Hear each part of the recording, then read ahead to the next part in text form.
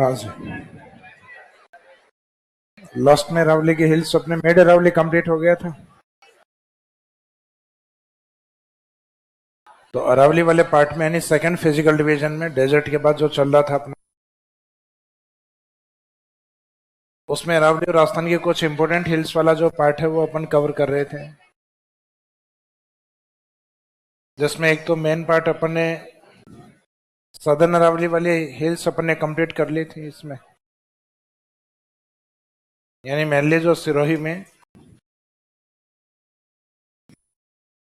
उदयपुर में और राजसमंद डिस्ट्रिक्ट में जो थी। इसके बाद में मिड अरावली यानी जो मेनली अजमेर या उससे अलग जो पार्ट हुआ है ब्यावर।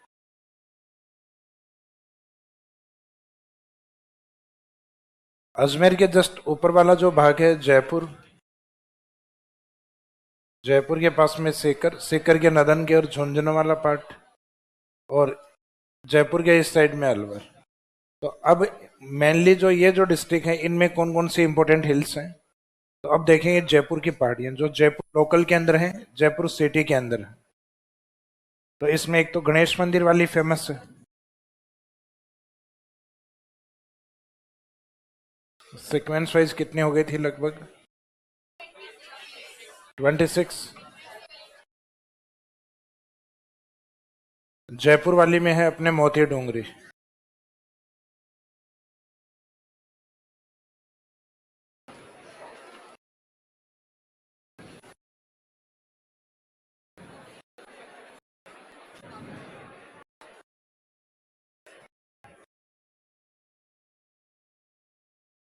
यह जयपुर गणेश टेम्पल के लिए फेमस है, जहां बिरला मंदिर भी है। मोती डोंगरी से जैसे हम जगतपुरा की ओर जाएंगे तो राजस्थान यूनिवर्सिटी के पीछे जो पहाड़ियां हैं, यानी मोती डोंगरी से और मुख्यतः जगतपुरा की ओर चलते हैं तो वो आती हैं झालाना डोंगरी, जो राजस्थान में लेपर्ड प्रोजेक्ट के लिए फेमस है, तेंदुआ संरक्षण के लिए।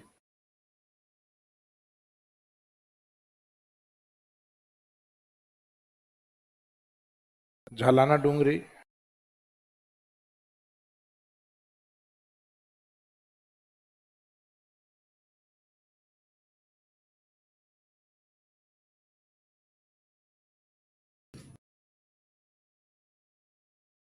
जिसमें ये वाला पार्ट है झालाना आमागढ़।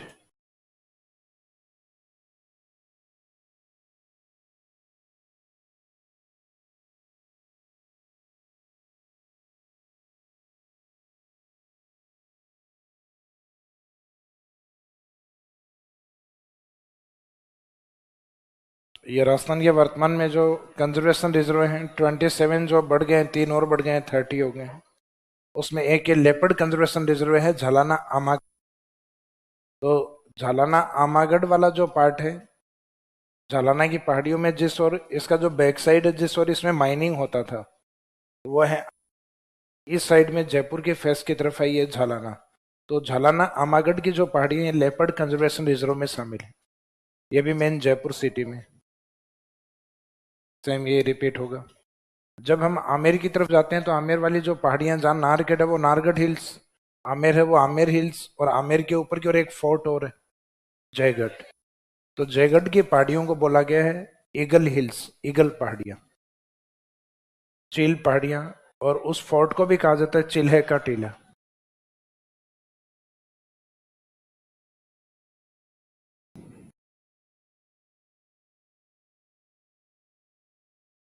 चील का टीला,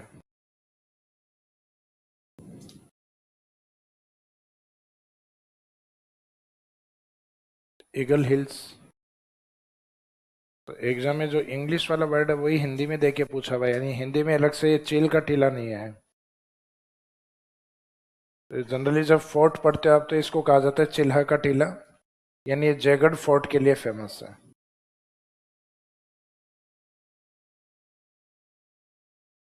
जयगढ़ फोर्ट, तो ये भी पार्ट अपने जयपुर सिटी का ही है। तो ये 3 प्रमुख पहाड़ियां जो जयपुर शहर के अंदर फेमस हैं। तो इसमें लिखे मोती डूंगरी, झालाना डूंगरी, ये तो बिल्कुल पास में है। चील का टीला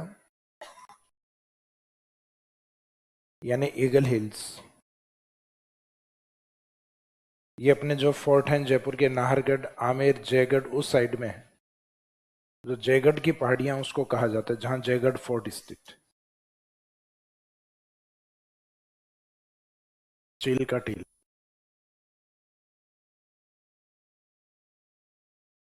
तो इस फोर्ट के जो नाम लिखोगे उसमें भी आएगा ये चिल्हे का टीला।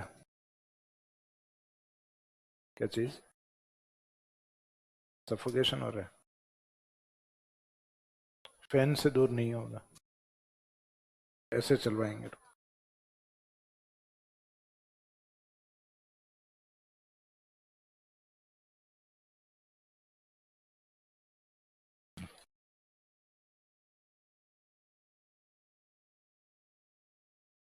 तो जयपुर के सिटी के अंदर जो पहाड़ियां हैं इनके नाम लिख दीजिए तीनों के। तीनों के स्पेसिफिक इंपॉर्टेंस है। जैसे मोती डूंगरी है, ये अपने धार्मिक स्थान, एक तो गणेश मंदिर और पास में इसके बिड़ला टेम्पल भी। गणेश मंदिर, महादेव मंदिर, लक्ष्मी नारायण मंदिर। जो बिड़ला मंदिर है भगवान लक्ष्मी नारायण को समर्पित होता है। लेकिन हालांकि फेमस सबसे ज्यादा यहाँ पर क्या है? गणेश मंदिर। इस कारण वो इंडिकेट किया अपन ने, गणेश टेम्पल। उसके बाद में झलाना डूंगरी, जो झलाना आमागढ़ लेपर्ड प्रोजेक्ट के लिए फेमस है। तो लेपर्ड कंजर्वेशन रिजर्व एरिया, ये जयपुर सिटी। नेक्स्ट है चील का टीला या ईगल हिल्स, जिनका इंपॉर्टेंस है जयगढ़ फोर्ट को लेके। तो ब्रैकेट में जयगढ़ फोर्ट, ये भी जयपुर सिटी।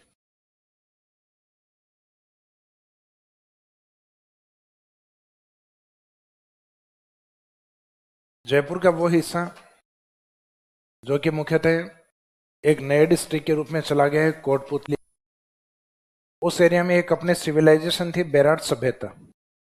तो बेराट सभ्यता को जिस एरिया से फाइंड आउट किया गया है, खोजा गया है, वहां एक तो महादेव के नाम से महादेव डूंगरी, महादेव के बेटे गणेश जी के नाम से गणेश डूंगरी, एक पांडवों में से जो बलशाली शक्तिशाली पांडव थे भीम, उनके नाम से भीम डूंगरी, एक आती है बीजक डूंगरी। तो ये कुछ पहाड़ियां या डूंगरी हैं जो मुख्यतः बेराट सिविलाइजेशन के लिए फेमस है। तो इन सब का संबंध है अपने बेराट से। बेराट सिविलाइजेशन, और ये वर्तमान में किस में चली गई है? ये कोटपुतली बहर रोड वाले में है।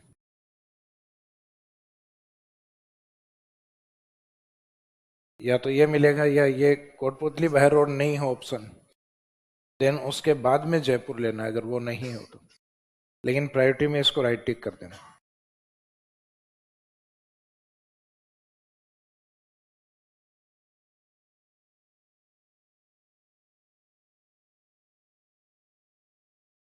तो इसमें लिख देना आगे, ये जो हिल्स हैं रिसर्च में इनको नाम दिया गया है। तीन तो पौराणिक कथाओं के जो नाम हैं, यानी जो अपने लिए धार्मिक शब्द भी रहते हैं, महादेव, गणेश, उसके बाद में भीम और बीजक। महादेव, गणेश, उसके बाद में भीम और बीजक।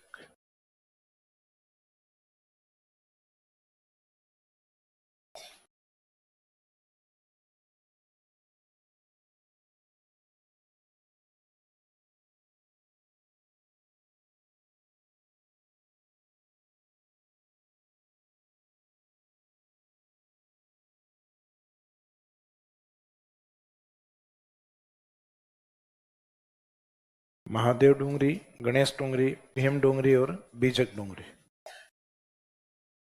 तो रिसर्च में कुछ स्थानों को विशेष नाम दिए जाते हैं। तो इन पहाड़ियों को बेराट सिविलाइजेशन जहां से फाइंड आउट हुई है, यानी मौर्य काल के जहां से अवशेष प्राप्त हुए, उन पहाड़ियों को विशेष नाम दिए गए। तो ये जब आप सिविलाइजेशन पढ़ोगे, सभ्यता पढ़ोगे, तो इसमें नाम आपके रिपीट होते हैं। कंप्लीट हो गया तो पढ़ चुके हो आप इनके बारे में, महादेव, गणेश, भीम और बेचक। तो ये भी पहले जयपुर का हिस्सा ही था, लेकिन जयपुर से ये पार्टीशन अलग हो गया है, कोटपुतली वाला, और ये इसमें ऐड हो गया अलवर से बहरोड। तो एक नया जिला बन गया कोटपुतली और बहरोड, दो डिस्ट्रिक्ट को मर्ज करके बनाया गया। जयपुर का कोटपुतली और अलवर का कौन सा हिस्सा? बहरोड। फिर जयपुर के अंदर कुछ विशेष पहाड़ी और आती हैं। उन पहाड़ियों का संबंध है इनलैंड ड्रेनेज सिस्टम को लेकर। अंतः प्रवाही नदियों को लेकर, जैसे जयपुर से हम सीकर की ओर जाते हैं या नीम का थाना की ओर जाते हैं तो वहां पे एक पहाड़ी आती है सेवर हिल्स। सेवर नाम से जगह भी आती है भरतपुर में, पहाड़ी आते हैं जयपुर में। यहाँ से अलवर होते हुए और हरियाणा गुड़गांव मैदान की ओर एक नदी जाती है जिसका नाम है साबी रिवर। एक इस साइड में जयपुर बैराट, यानी जो वर्तमान कोटपुतली में चला गया है उस एरिया से, और मुख्यतः भरतपुर होते हुए पहले यमुना की तरफ एक नदी जाया करती थी बाणगंगा, बैराट वाले पार्ट से। तो बैराट भी वर्तमान में किसमें है? कोटपुतली में, कोटपुतली बहरोड। एक जयपुर से निकलते हैं तो पहला जो टोल टैक्स आता है दिल्ली हाईवे के ऊपर मनोहरपुरा, मनोहरपुरा ही बाद में आगे बढ़ेंगे शाहपुरा। तो ये जो मनोहरपुरा वाला पार्ट है यहाँ से मुख्यतः सांबर की ओर एक नदी आती है जिसका नाम है मेंथा रिवर। तो मनोहरपुर से निकलने वाली एक नदी है जिसका नाम मेंथा, जिसको हम नाम और भी देते हैं मेंढा रिवर। सेवर है, सेवर से उद्गमित नदी है वो है साबी रिवर। बैराट से है बाणगंगा। तो इन पहाड़ियों के नाम अगर आप देखो, सेवर साबी, बैराट बाणगंगा, मनोहरपुरा मेंथा, तो हिल्स का स्टार्टिंग नेम और रिवर का स्टार्टिंग नेम मैच होते हुए। सेवर है उसमें स से, साबी, बैराट है उसमें बै से, बाणगंगा और मनोहरपुरा है उसमें मैं से मैन था।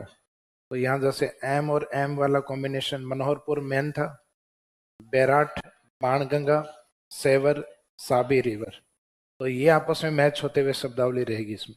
तो ये कुछ हिल्स हैं, जैसे सेवर हिल्स है, बैराट हिल्स हैं और मनोहरपुर हिल्स है। तो इन पहाड़ियों के नाम लिखिए।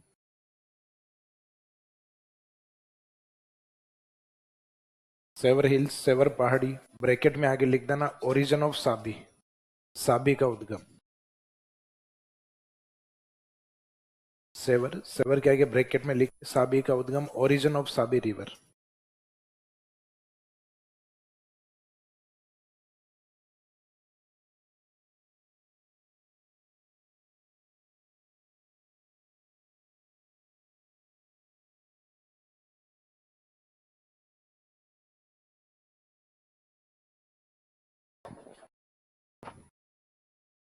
सेवर वाले में ओरिजिन ऑफ साबी, साबी का उद्गम, आगे लिख दीजिए जयपुर। नेक्स्ट,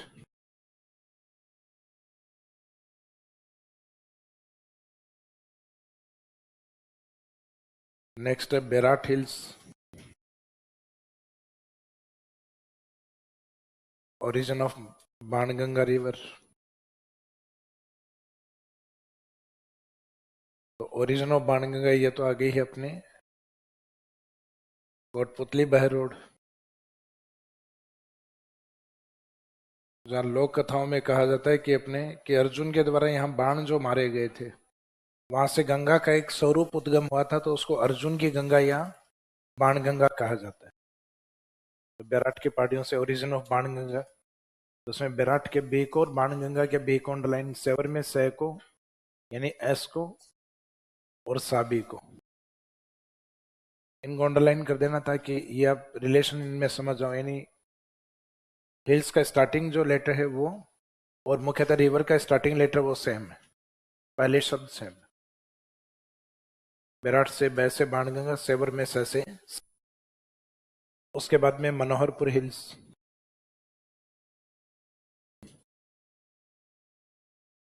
मनोहरपुर या मनोहरपुरा हिल्स। इस बार जो आरएस प्रीलिम्स हुई थी उसमें ये पहाड़ी टाइपिंग मिस्टेक, इसमें एन है ये गलती से एच लिखा गया था, तो ये महोहरपुर हिल्स हो गई थी। तो महोहरपुर नहीं हो के मनोहरपुर, तो मनोहरपुरा हिल्स, इसमें ब्रैकेट में लिख देना ओरिजिन ऑफ मेंढा और मैंथा।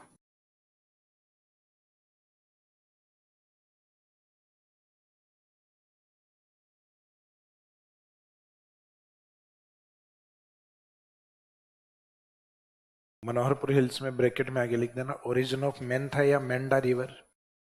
तो ये मेंथा या मेंढा एक ही है, तो ये भी जयपुर। इसका मीनिंग पहले ये सारी जयपुर की पहाड़ियां थी, अब बैराट वाले हिस्से ये अलग चले गए हैं कोटपुतली की ओर।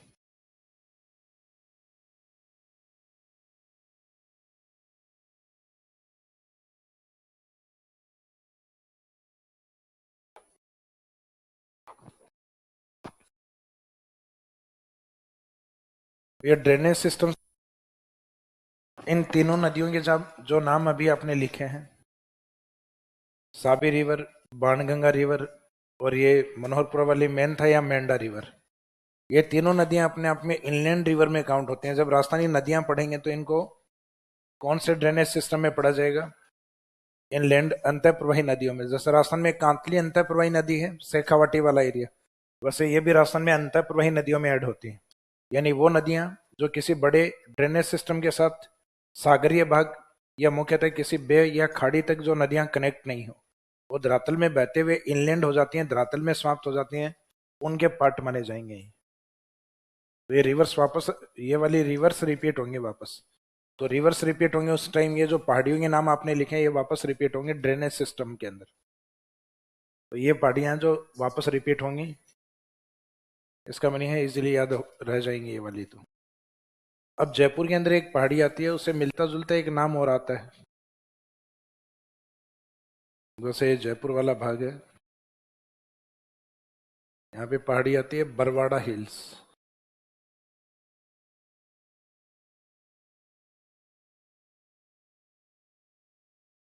जैसे ये बरवाड़ा हिल्स आती है तो कई बार आपको लगता है कि शब्द अधूरा अधूरा है, तो आप पूरा लगाने का प्रयास करेंगे इसके।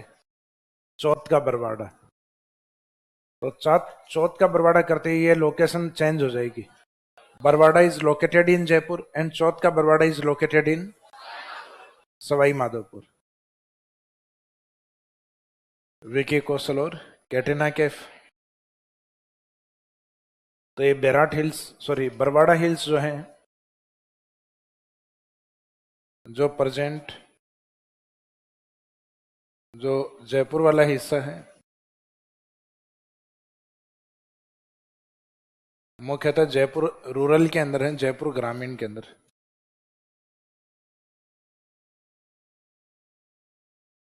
तो इसमें बरवाड़ा में तो लिख देना जयपुर ग्रामीण, जबकि नेक्स्ट चौथ का बरवाड़ा,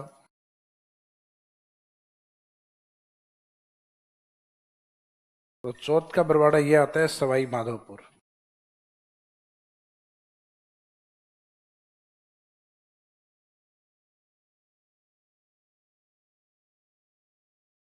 चौथ का बरवाड़ा का इंपॉर्टेंस क्या है? तो एक तो चौथ माता मंदिर,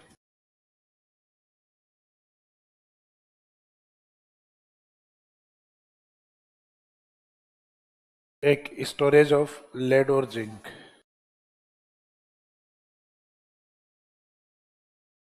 सीसा जस्ता भंडारण।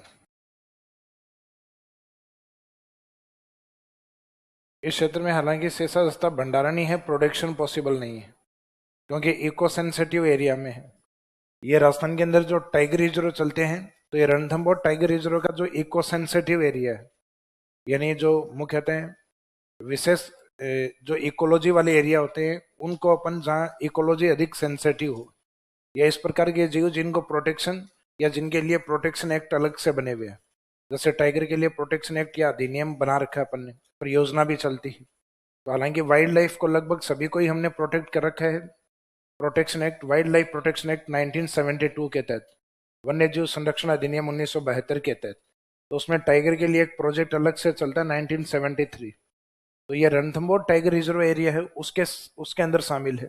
तो कोई भी फॉरेस्ट्री एरिया जहाँ इको सेंसिटिव एरिया हो, तो उसमें किसी भी प्रकार की इकोनॉमिक एक्टिविटीज की अनुमति नहीं दी जाती। माइनिंग तो उस एरिया में बिल्कुल भी पॉसिबल नहीं है। तो इस एरिया में सिर्फ फाइंड आउट किया गया है कि सीसा और जस्ता है, जबकि यहाँ पे एनओसी नहीं मिलेगी माइनिंग डिपार्टमेंट को, फॉरेस्ट डिपार्टमेंट जारी नहीं करता। एनओसी का मीनिंग है नॉन ऑब्जेक्शन सर्टिफिकेट। तो फॉरेस्ट्री डिपार्टमेंट को ऐसे एरिया में जो इको सेंसिटिव है उस एरिया में ऑब्जेक्शन होता है। तो इसमें लगभग ये भंडारण जब खनिज पड़ेंगे तब भी ये वापस रिपीट होगा। ये माइंस के अंदर चौथ बरवाड़ा सिर्फ डिपोजिशन में ही आती है, प्रोडक्शन में नहीं आती, तो सिर्फ ये भंडारण के लिए फेमस है, सीसा दस्ता भंडारण। तो इसके दो इंपोर्टेंस हैं, एक तो रिलीजियस इंपोर्टेंस, चौथ माता मंदिर, चौथ माता टेम्पल, और दूसरा है storage of lead and zinc, सीसा जस्ता भंडारण, जो खनिज हमेशा एक दूसरे के साथ ही मिलते हैं, इनको कहा जाता है ट्विन मिनरल्स, जुड़वा खनिज।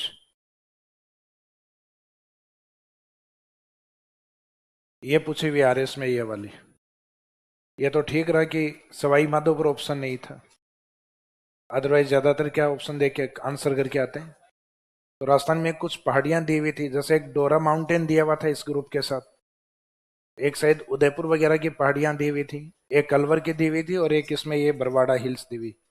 तो बरवाड़ा के अंदर ऑप्शन जो सुमेलित होने वाला था वो जयपुर ही था। अगर सवाई माधोपुर होता तो सवाई माधोपुर के लिए पहाड़ियां आती हैं, चौथ का बरवाड़ा, तो ये वाला है सवाई माधोपुर, बरवाड़ा की पहाड़ी जयपुर में। ऐसा मिलता जुलता एक शब्द और भी आता है जयपुर में, एक हिल्स आती है बबाई हिल्स।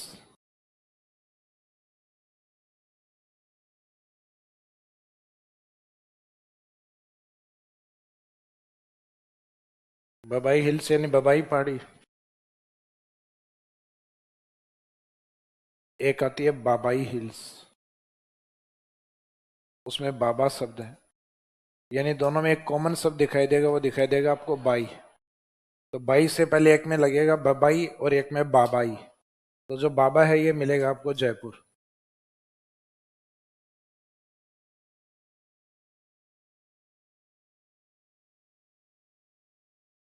बाबाई हिल्स जयपुर, और ये बबाई हिल्स ये झुंझुनू।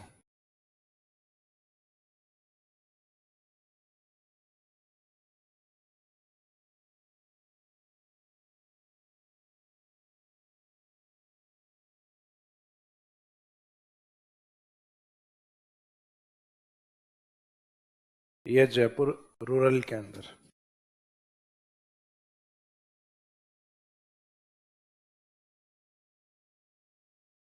जयपुर ग्रामीण।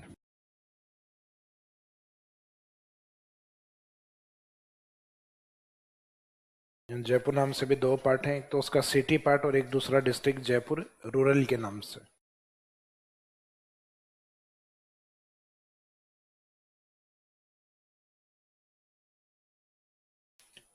तो बरवाड़ा, चौथ का बरवाड़ा, बबाई हिल्स, बाबाई हिल्स।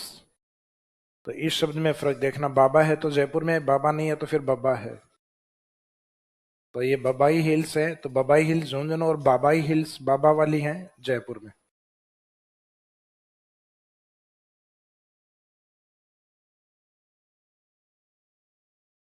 अब जयपुर में ज्यादातर तो एग्जाम्पल डूंगर और डूंगरी वाले, जिसमें कुछ तो चले गए बैराट वाले कोटपुतली में। जयपुर से जस्ट ऊपर की ओर जो डिस्ट्रिक्ट आता है सीकर। सीकर की ओर मुख्यतः एक पहाड़ी आती है खंडेला हिल्स। कौन सी पहाड़ी? खंडेला की पहाड़ियां, खंडेला हिल्स हैं सीकर में। पहले खंडेला का नीम का थाना में जाने का था, लेकिन वर्तमान में सीकर में ही रखा गया है इसको। खंडेला हिल्स का जो इंपोर्टेंस है, वो एक तो origin of Kantli river,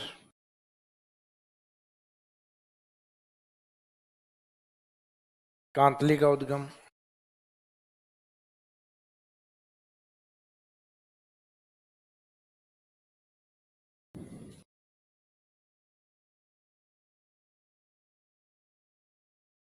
storage of uranium, uranium भंडारण।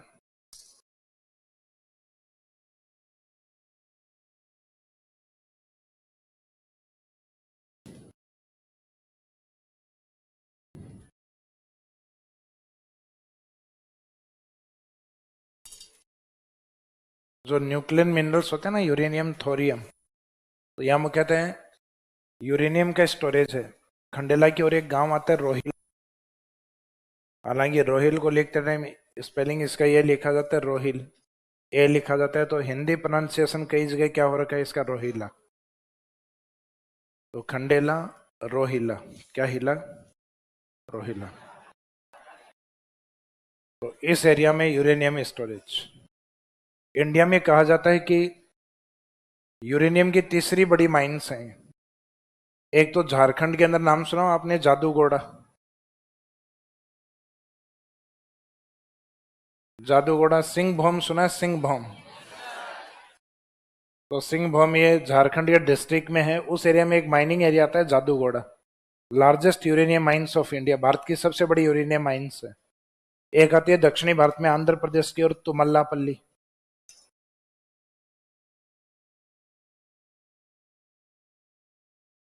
तुमल्लापल्ली माइंस। इसके बाद में आती है तीसरी, खंडेला रोहिला क्षेत्र। ये इंडिया की तीसरी बड़ी यूरेनियम माइंस के रूप में फेमस है। तो ये वाला जो एरिया है रोहिला, ये खंडेला वाले पार्ट में ही आता है, जो अपने यूरेनियम स्टोरेज के लिए फेमस है, यूरेनियम का भंडारण। तो ये आगे हम मिनरल्स पढ़ेंगे, खनिज। आप टॉपिक अलग से दिया हुआ आपके मिनरल्स, तो उसमें रिपीट होगा और उसमें प्रॉपर जगह लिखेंगे अपन कौन सा, रोहिला। तो स्टोरेज ऑफ यूरेनियम है वो खंडेला में, मुख्यतः रोहिला वाले पार्ट में, रोहिला रीजन, रोहिला क्षेत्र। सही नाम तो जनरली उसका रोहिल है, ज्यादातर ये आपने रोहिला शब्द आता है।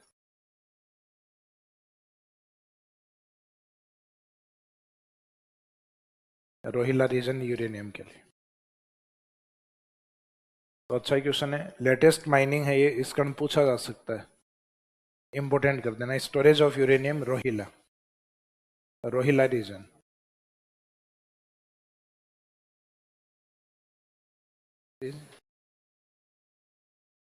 Uranium, uranium.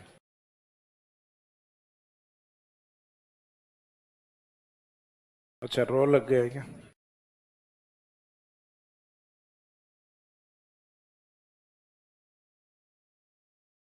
Uranium.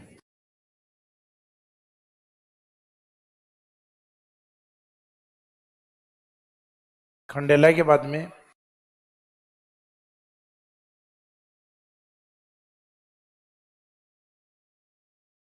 Malkhet hills, Malkhet पहाड़ी।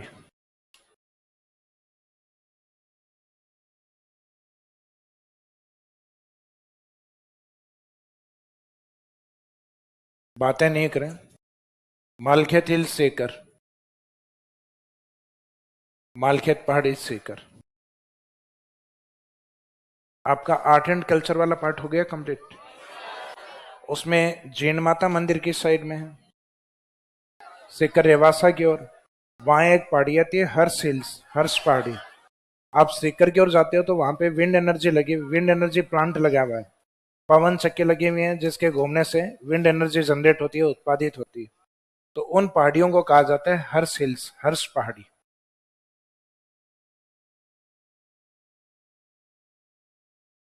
टेम्पल है वो उस एरिया में हर्षनाथ के नाम से फेमस है। जो बहन भाई के मंदिर हैं, ये जैन माता और हर्ष जी, जो एक दूसरे को पीठ दिए हुए हैं। तो हर्ष हिल्स, और एक इसी नाम से हर्षनाथ के नाम से आता है, हर्षनाथ पहाड़ी। तो ये जो हर्ष वाली है ये तो अपने सीकर में, और ये हर्षनाथ जो लगता है ये लगती है मुख्यतः अलवर की पहाड़ी। अलवर की पहाड़ियों में भरतहरि नाथ के लिए फेमस है ये जो एरिया अलवर वाला। तो इस कारण वहां पे पहाड़ियों में कईयों में नाथ शब्द लगता है, एक कमलनाथ को छोड़कर, कमलनाथ उदयपुर में। बाकी लगभग नाथ जो लगता है वो अलवर की पहाड़ियों में लगता है। जैसे हर्षनाथ पहाड़ी, एक आएगी उदयनाथ पहाड़ी। तो उदयनाथ को तो देख के यूं लग रहा है शायद उदयपुर में है, तो उदयनाथ पहाड़ी भी कहाँ पर है, अलवर में। हर्षनाथ पहाड़ी अलवर में। एक कमलनाथ को छोड़ के, कमल वहां मिलेगा जहां झील होंगी, पानी होगा, तो कमलनाथ मिलेंगे अपने को उदयपुर में, और बाकी सब नाथ मिलेंगे अपने को अलवर। क्योंकि भरतहरि नाथ के जो फॉलोवर है वो कानों को फड़वा के और मोटे कुंडल पहनते हैं, जिनको हम कहते हैं कनफटे नाथ। तो अभी चर्चा चल रही थी ना जिस और बालकनाथ, तो ये हर्षनाथ उसी साइड में अलवर की ओर, ये वाली हर्ष हिल में। तो मालखेत सीकर, हर्ष की पहाड़ी सीकर, और हर्षनाथ पहाड़ी।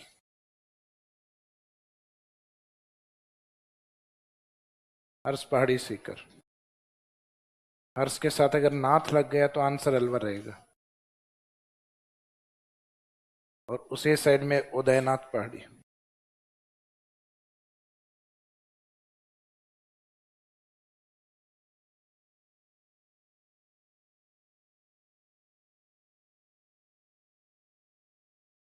उदयनाथ हिल्स से ओरिजिन होते हैं, उद्गम होते हैं रूपारेल नदी का। Origin of Rupa rail.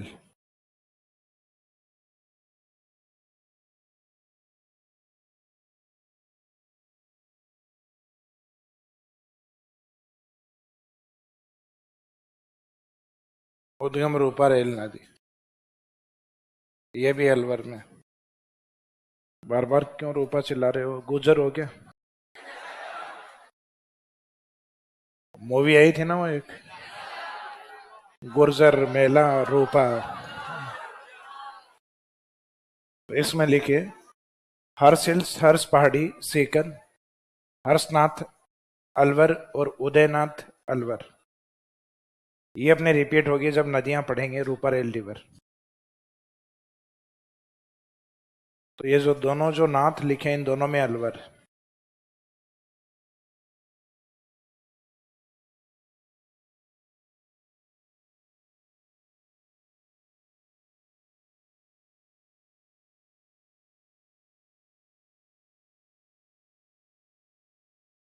लिख लिया, बातें नहीं करनी।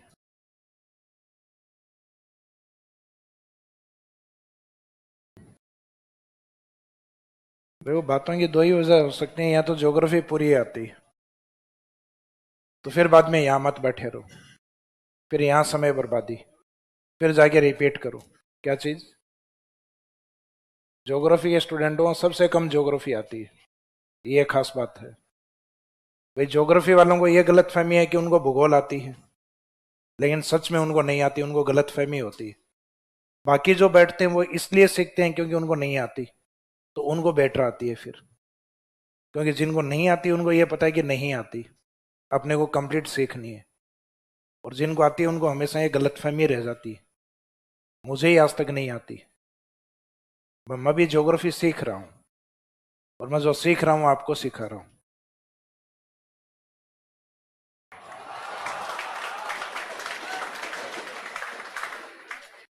तो इस गलतफहमी में तो रहना ही मत कि सब कुछ आता है। भाई ह्यूमैनिटीज वाले सब्जेक्ट हैं, ये महासागर हैं, तो डूबोगे तो डूब ही जाओगे, निकल नहीं सकते। इसका मतलब नहीं है इनका कुछ भी। अब ये वाला जो अरावली का उत्तरी भाग है अलवर साइड, इसमें जो मुख्य पहाड़ी जो नाथ के नाम से हैं वो तो अपने कंप्लीट हो गई, लेकिन नाथ के अलावा कुछ हिल्स और भी हैं इस साइड में। फॉर एग्जाम्पल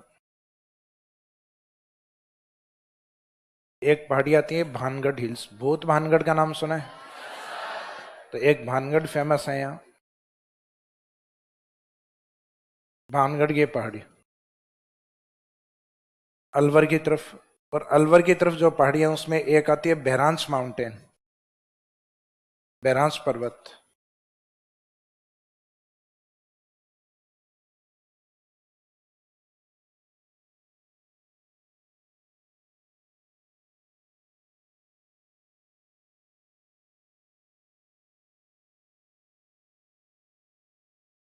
और एक हिल्स आती है यहाँ पर सीरावास की पहाड़ियां।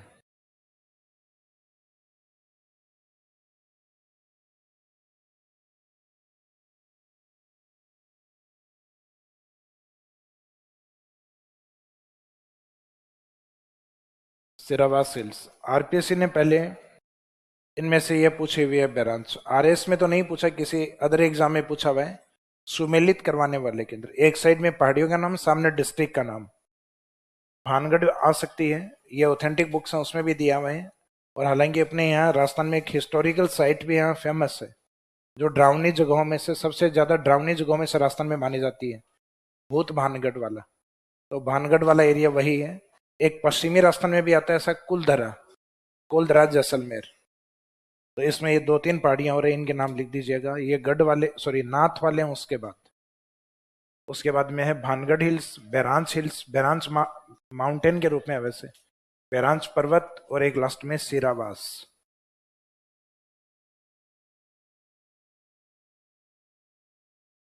ग्रामीण क्षेत्रों में अपन बनाते हैं ना कई बार सीरा, या वास और लगा देना, सीरा वास, हलवा जो बनता है ना उसको शीरा बोलते हैं। हाँ, तो सीरा वास, तो सीरावास, सीरावास में क्या रहेगा? अलवर। हाँ, क्या चीज? टेस्ट में कहाँ तक आएगा? वो आता ना मोटिवेट करने के लिए, फेक बहला जहां तक जाएगा, सैटरडे को जहां तक अपना सिलेबस जाएगा वहां तक टेस्ट में आएगा।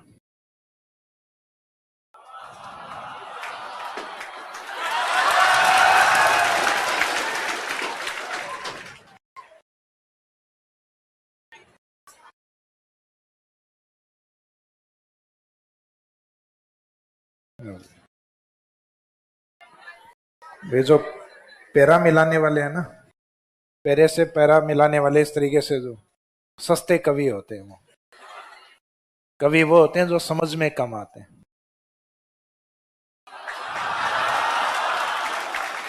सस्ता कवि हूं मैं।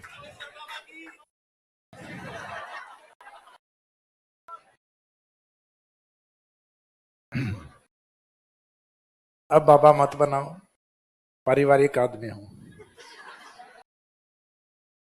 हाँ जी, ये वाला जो अरावली वाला पार्ट है उसमें जो लगभग इंपोर्टेंट डिस्ट्रिक्ट और हिल्स है वो अपने कंप्लीट हो गई।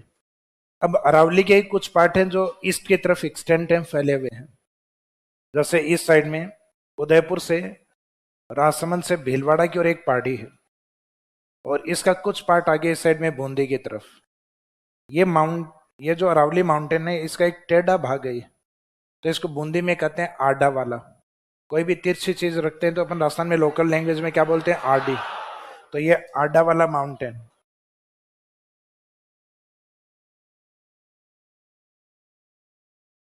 आडा वाला माउंटेन या आडा वाला पर्वत।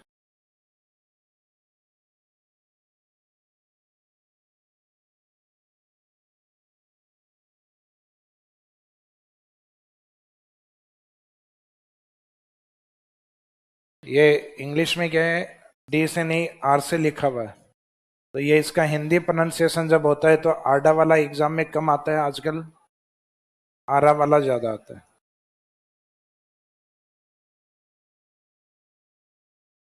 तो आरा वाला और आडा वाला माउंटेन ये आता है बूंदी के अंदर। बूंदी से पहले ये जो पहाड़ियां हैं भीलवाड़ा की ओर रहेंगी, वहां इन पहाड़ियों का नाम है बिजासन की पहाड़ी, बिजासन हिल्स।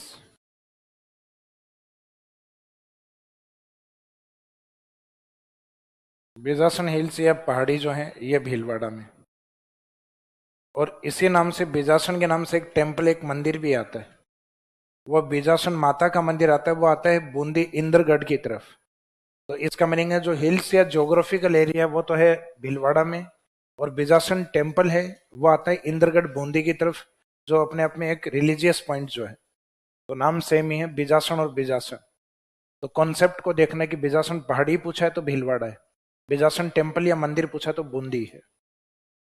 तो पहले तो इनको लिख दीजिएगा, और लास्ट में वो नोट में अलग से लिख देंगे, नोट बिजासन टेम्पल इंद्रगढ़ बूंदी।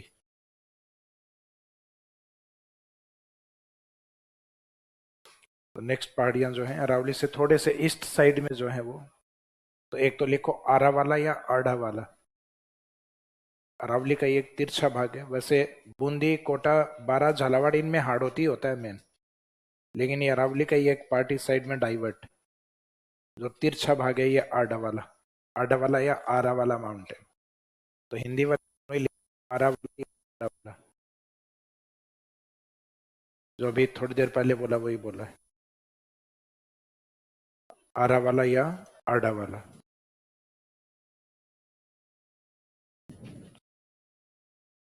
आरा वाला या आडा वाला बूंदी। नेक्स्ट है बिजासन, बिजासन हिल्स भीलवाड़ा। ये जो चील दिख रहा है ये भील है, भीलवाड़ा।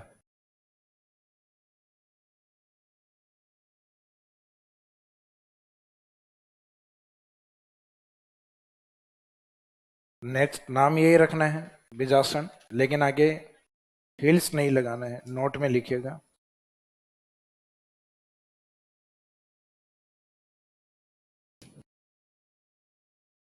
बिजासन माता मंदिर।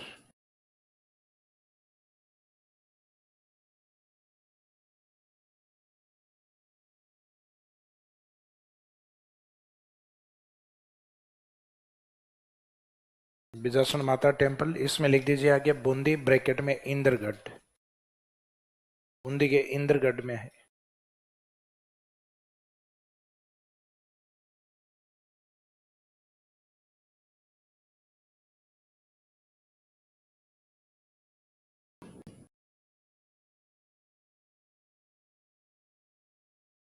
राजस्थान ये जो मेन हाईलाइट टेम्पल हैं उनमें शामिल नहीं होता। हाईलाइट यानी जिनके इंपोर्टेंस ज्यादा माने जाते हैं, इंपोर्टेंस जो एग्जाम में अधिक ज्यादा पूछे जा रहे हैं वो। तो जनरली आर्ट एंड कल्चर में शायद हो सकता है कि नाम नहीं सुना वो आपका। टेम्पल हो गए आपके मंदिर।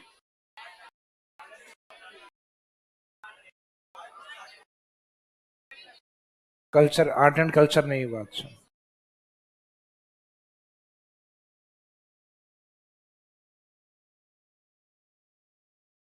अब राजस्थान के अंदर कुछ विशेष आकार की पहाड़ियां हैं।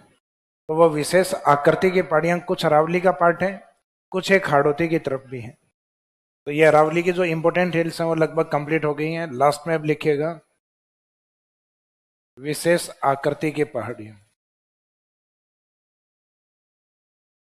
यानी पार्ट यही है। जो इंपोर्टेंट हिल्स चल रही हैं इनमें ही कुछ विशेष आकृति की पहाड़ियां आती हैं।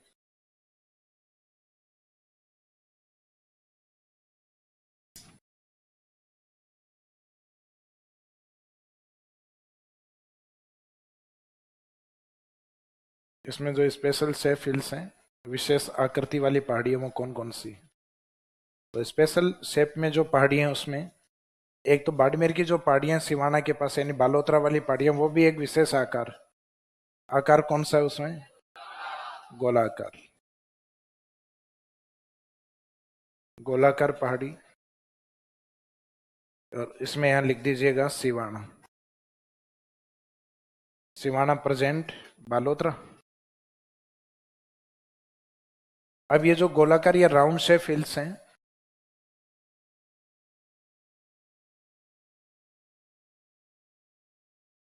तो राउंड शेप वाली हिल्स हैं ये सिवाना में। इस राउंड को अगर एक जगह से कट कर दिया जाए, गोले को, तो उसके बाद में बनता है घोड़े की नाल।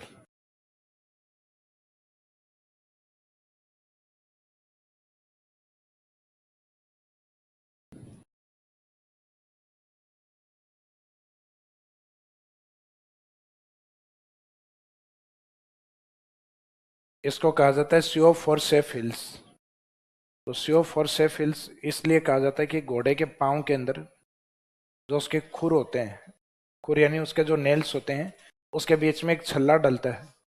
तो एक तरीके से देखा जाए तो घोड़े के जैसे वो खुर हैं वो कहीं पे टकराएं हार्ड जगह, तो फटे नहीं।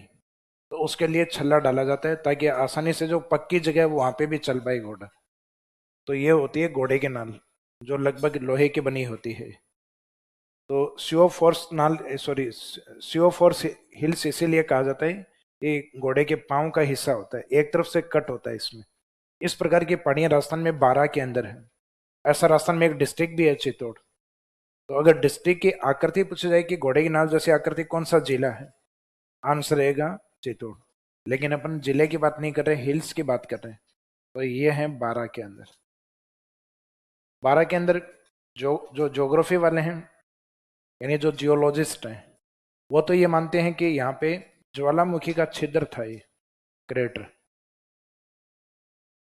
और ये जो क्रेटर है वो क्रेटर एक साइड से धस गया, एक साइड में से कुछ भाग है जो इसका इरोजन हो गया, गिर गया। तो ये जो शेप आपको दिखाई दे रही है बाकी ये घोड़े के नाल में। और इसके अंदर एक नेचुरल लेक भी है जिसको नाम दिया जाता है रामगढ़ क्रेटर लेक, जो पिछले 3-4 सालों से काफी ज्यादा हाईलाइट है क्योंकि इसको यूनेस्को की जियो हेरिटेज साइट में शामिल किया गया है, जियोलॉजिकल सर्वे ऑफ इंडिया के द्वारा। तो इसका मीनिंग है कि इसका लेक का काफी ज्यादा इंपॉर्टेंस बढ़ गया, उस कारण ये पहाड़ियां भी हाईलाइट हो गई हैं, घोड़े की नाल जैसी पहाड़ियां। जबकि साइंटिस्ट है उनका मानना है कि यहाँ पे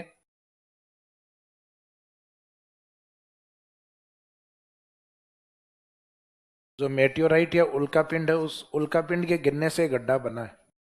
तो इसको मेट्योराइट लेक भी कहा जाता है। वैसे इंडिया में मेट्योराइट का बेस्ट एग्जाम्पल महाराष्ट्र में लोनार को माना जाता है। तो लोनार जो कि एक मेट्योराइट, और एक राजस्थान के अंदर भी इस प्रकार का एग्जाम्पल मानते हैं।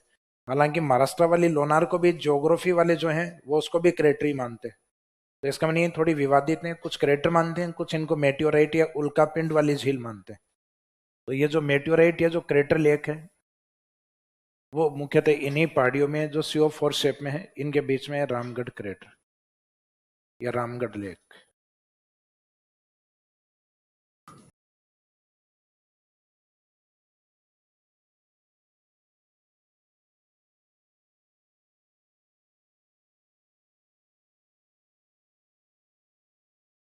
अब इन्हीं पहाड़ियों को अपन थोड़ा सा और ओपन करें तो ये बनती है तस्तरीनुमा।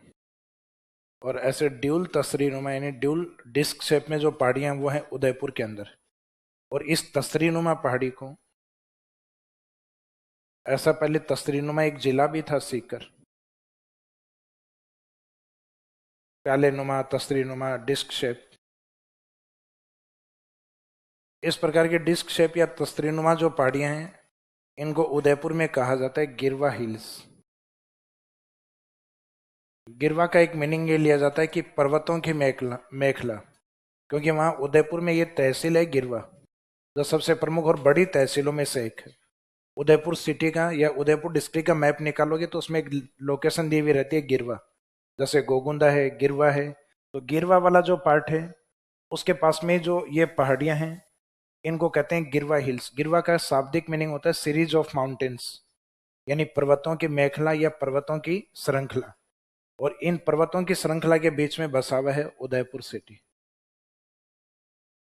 उदयपुर शहर के पास में जो भी पहाड़ियां, इन पहाड़ियों में किसी पहाड़ी के ऊपर आप ऊपर चढ़ के देखोगे तो आप देखोगे पूरा उदयपुर सिटी वो पहाड़ियों के बीच में ही है।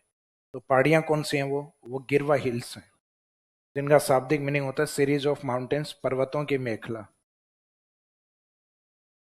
पर्वतों की मेखला लिख दो चाहे श्रृंखला लिख दीजिए, सीरीज ऑफ माउंटेन्स। विशेष आकृति की पहाड़ियों में इन्हीं पहाड़ियों को अगर आप इस तरीके से देखेंगे तो एक क्रिस्चियन शेप में दिखाई देंगे, अर्धचंद्राकार। तो राजस्थान में अर्धचंद्राकार से कई आकृतियां फेमस हैं। जैसे राजस्थान में अर्धचंद्राकार अपने बालू का स्तूप भी होते हैं बरखान। अर्धचंद्राकार अपने एक झील भी आएगी आगे, पुष्कर लेक की जो आकृति है वो अर्धचंद्राकार क्रिस्चियन शेप में। और अर्धचंद्राकार अपने पहाड़ियां भी हैं हाड़ौती की तरफ। तो अभी जो ये बताई थी ना घोड़े के नाल 12, ये वाला पार्ट किसका है? ये हाड़ौती का पार्ट होता है। मेन पार्ट ये हाड़ौती फिजिकल डिवीजन में है, अरावली का हिस्सा नहीं। इसी तरीके से इस प्रकार की पहाड़ियां हाड़ौती की तरफ, बूंदी की तरफ है, उनको नाम दिया जाता है बूंदी हिल्स। तो ये तो कोई नहीं पूछेगा कि बूंदी की पहाड़ी कहाँ है। बूंदी की पहाड़ी बूंदी में है। फिर उसमें बूंदी से जस्ट नीचे कोटा की ओर जाओगे तो कोटा झालावाड़ के बीच में ये दो डिस्ट्रिक्ट हैं, कोटा झालावाड़, वहां पे फैली हुई पहाड़ियां, उनका नाम है मुकुंदरा हिल्स। तो मुकुंदरा वाला जो पार्ट है ये अपना राजस्थान का एक नेशनल पार्क भी आता है और टाइगर रिजर्व एरिया भी आता है। तो मुकुंदरा हिल्स यानी मुकुंदरा की जो पहाड़ी है इनका मेन पार्ट आता है कोटा में। और कोटा ऑप्शन ना हो तो फिर झालावाड़।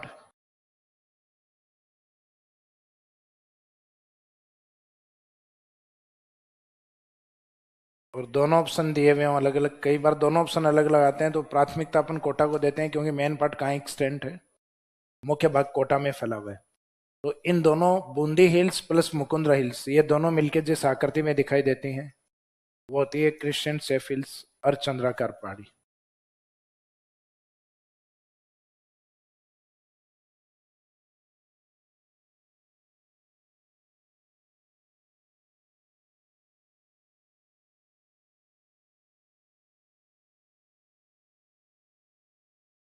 अरावली का मध्यवर्ती भाग अजमेर के पास में, जहाँ अजमेर के पश्चिम में अरावली इस तरीके से दिखाई देती है आपको स्नेक शेप में, सर्पिलाकार रूप में।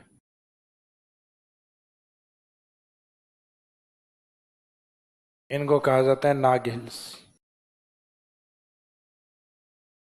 ये कल बताई भी थी आपको, स्नेक शेप में, जहां से लूनी का उद्गम होता है, ओरिजिन ऑफ लूनी। लोनी का उद्गम,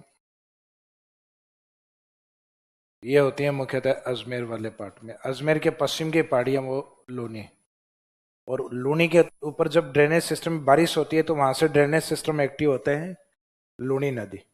और लूनी नदी जब बाद में आगे की ओर जाती है तो उसमें पाली की बहुत सारी नदियां आके मिलती हैं बाड़मेर में। तो लूनी में बाढ़ कहाँ पे आएगी, तो बाढ़ आती है उसमें बालोतरा के पास। और मेन लूनी का ओरिजिन जो होता है वो होता है अजमेर के पश्चिम में जो पहाड़ियां नाग पहाड़ियां हैं, यानी सर्पिलाकार अरावली है, उसको कहते हैं नाग हिल्स, नाग पहाड़ियां। तो इस तरीके से अपने को ये याद रखना है कि अगर पूरा गोला आ गया है, गोलाकार पहाड़ियां यानी जो 56 पहाड़ियां, तो आंसर क्या है, सिवाना बालोतरा। गोले में अगर कहीं कट लग गए हैं तो बन जाएगी घोड़े की नाल 12।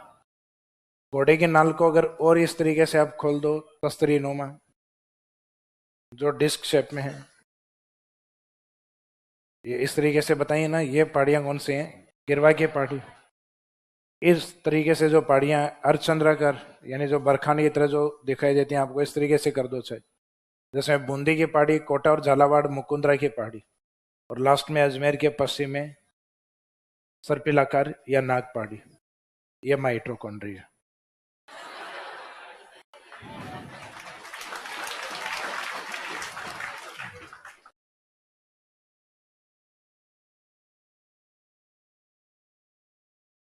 हाँ ये बनानी भाई, देख के याद रहे, देख लो।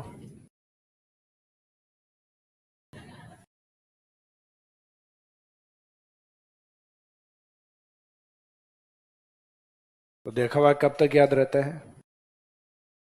जब तक किसी दूसरे को नहीं देखे तब तक, है ना। इससे मिलती जुलती पहाड़ियां देखो, ये पहले वाले को भूल जाओगे, है ना।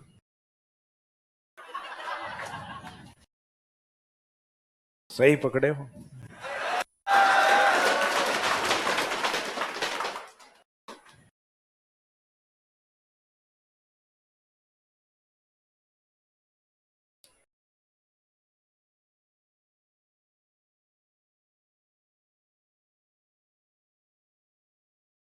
राउंड शेप या सर्कुलर हिल्स, इनमें ब्रैकेट में यहां लिख सकते हो 56 हिल्स। ये 56 वाली पहाड़ियां हैं सिवाना बालोतरा। गोले में आगे जाके हमने कट लगाया, तो कट लगा तो ये क्या बना, घोड़े की नाल, जो रामगढ़ लेक के लिए फेमस है, रामगढ़ झील के लिए, ये 12 के अंदर। वैसे ज्योग्राफिकल एरिया देखा जाए तो इसका हाड़ौती होता है, ये अरावली का हिस्सा नहीं। तो ऊपर अपनी हेडिंग भी ये थी, राजस्थान एवं अरावली की प्रमुख पहाड़ियां, यानी अरावली को भी कवर करेंगे, कुछ विशेष पहाड़ियां अगर राजस्थान में और कहीं हैं तो उनको भी कवर करेंगे, क्योंकि मेंस लाइक क्वेश्चन नहीं होता है, प्रीलिम्स के लोकेशन को लेके इंपॉर्टेंस होती है इनकी। फिर रामगढ़ क्रेटर यानी जो सीओ फोर शेप घोड़े की नाल जैसी पहाड़ी है, उसके बाद में नेक्स्ट उदयपुर, जिसमें दोहरी तस्तरी नुमा यानी जो ड्यूल डिस्क शेप, हालांकि बोला इसी नाम से जाता है, ये तस्तरी नुमा पहाड़ियां। तो जो डिस्क शेप वाली पहाड़ियां हैं, जिनको हम उदयपुर में गिरवा बोलते हैं, तो इसमें गिरवा हिल्स भी लिख देना, गिरवा का मीनिंग लिख देना आगे, सीरीज ऑफ माउंटेन्स, पर्वतों की मेखला या पर्वतों की श्रृंखला।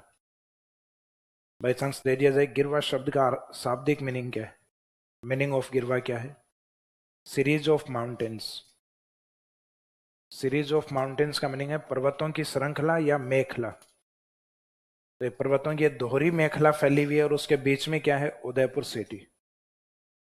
तो उदयपुर शहर मुख्यतः कौन सी पहाड़ियों के बीच में है, गिरवा पहाड़ियों के बीच में, जो कि डिस्क शेप में। इसके बाद में इसी में से एक डिस्क को इस तरीके से करके देखें अपन, तो आपको दिखाई देगी ये क्रिश्चियन शेप अर्धचंद्राकार पहाड़ी।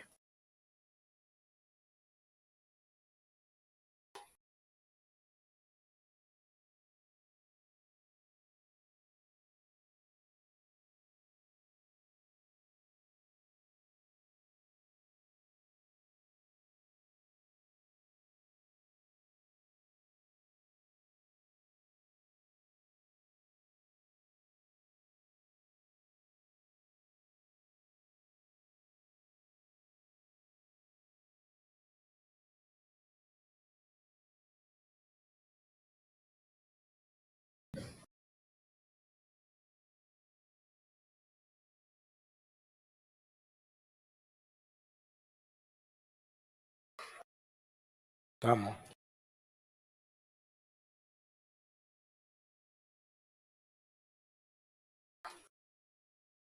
पाली वाली डूंगर वाली नहीं है।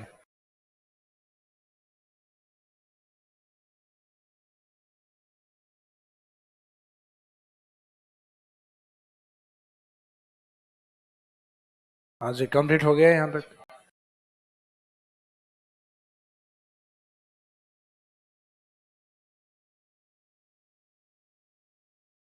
एक ही और लिख दीजिए। ये पहाड़ियां क्रिश्चियन शेप या अर्धचंद्राकार पहाड़ियां। अर्धचंद्राकार पहाड़ियों में दो भाग हैं। अर्धचंद्राकार पहाड़ियां दो पहाड़ियों से मिलकर बनी होती हैं, एक तो बूंदी पहाड़ियों से और दूसरा भाग होता है मुकुंदरा हिल्स। तो Bundi hills plus Mukundra hills equal to crescent shape hills.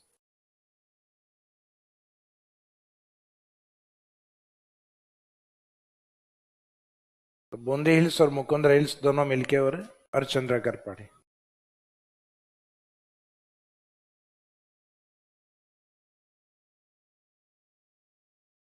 अब ये अजमेर की ओर जो लहराते हुए इस तरीके से अरावली है नाग के रूप में, सर्पिलाकार स्नेक शेप में जो है,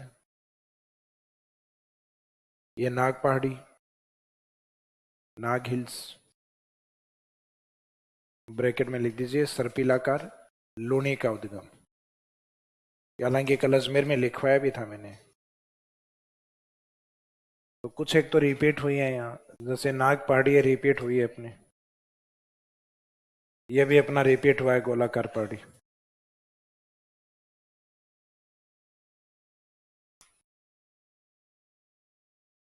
अभी कंप्लीट हो गया।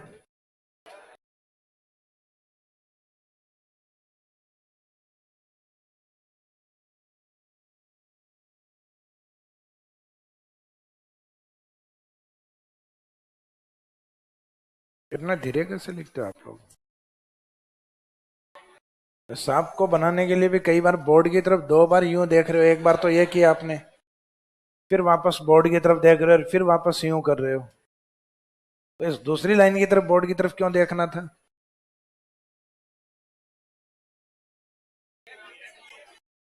गैप देखने के लिए बिंदी किधर लगी है। बाद में ये और देखते हो कि जेब कितनी निकाल रखे हैं।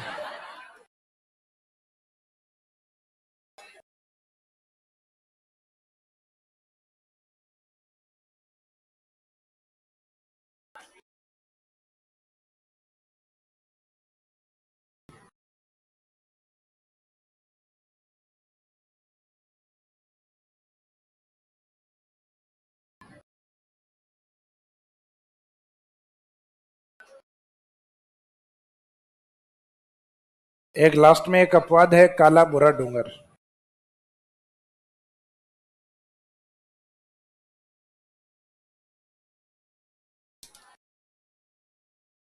काला बुरा डूंगर मीन्स काला बुरा डूंगर, नॉट ब्लैक ब्राउन डूंगर। एज इट इज ही रखना है नाम। तो ये काला बुरा डूंगर डूंगर होते हुए भी जयपुर में नहीं है, ये पाली में।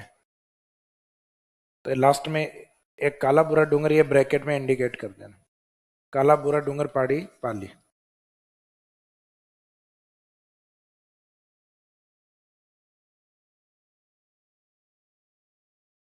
ये वैसे इस साइड में अपने राजस्थान में जो लूनी बेसिन अपन कवर करते हैं, उस लूनी बेसिन के अंदर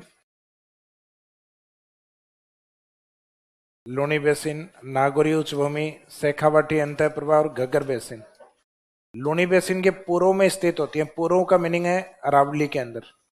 तो पहाड़ियां तो अरावली का हिस्सा ही है। तो ये कई बार ये पूछते हैं कि लूनी बेसिन के पूर्व में कौन सी पहाड़ी है, काला बुरा डूंगर किस जिले में है, पाली। तो जो अभी आपने लिखा ना काला बुरा डूंगर पाली, तो इसी के नीचे आगे थोड़ा सा थ्योरेटिकल पार्ट आगे की तरफ या एरो करके नीचे की तरफ लिख दो, ये पहाड़ी लूनी बेसिन के पूर्व में स्थित है। These hills are located to the east of Loni Basin. These hills are located to the east part of Loni Basin. ये पहाड़ी लोनी बेसिन के पूर्व में स्थित। These hills are located to the east of Loni Basin. ये पहाड़ी Luni basin के पूर्व में स्थित। तो क्वेश्चन रहेगा लूनी बेसिन, तो लूनी बेसिन में लिखना नहीं है इनको, ये पार्ट तो अरावली का ही है। तो लूनी बेसिन की जो पूर्वी सीमा कौन सी पहाड़ियां बनाती हैं?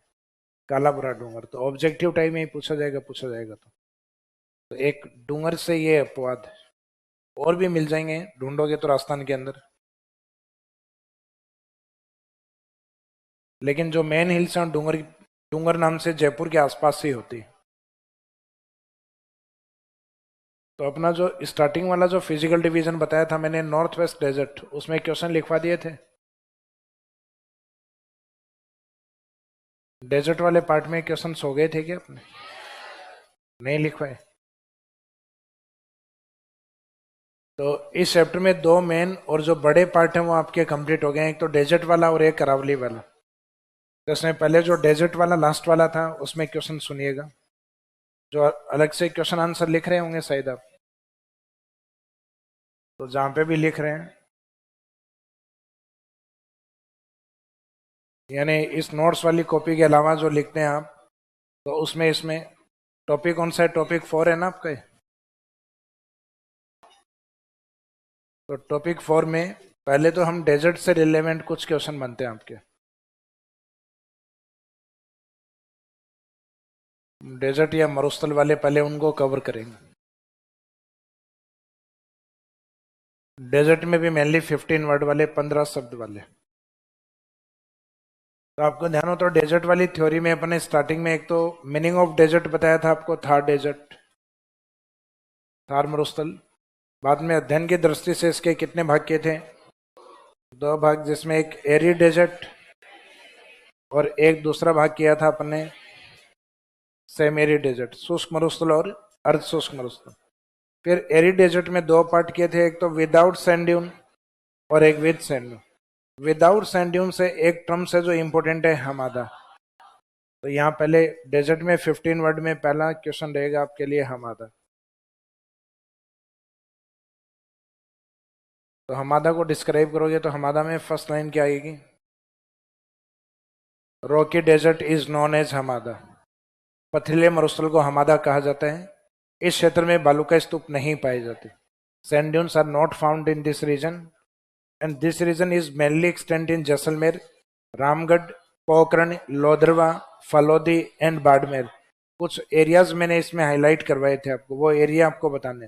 हालांकि वहां पर ने इस पोर्शन को लिखा था विदाउट सैंड ड्यून एरिया के रूप में, जिसके कारण में लिखा था रॉकी डेजर्ट और उसका मीनिंग बताया था हमादा। यहाँ अपोजिट लिखना होता है कि पथरीले मरुस्थल को हमादा कहा जाता है जहां बालू का स्तूप नहीं पाए जाते। फिर उन एरियाज के बारे में,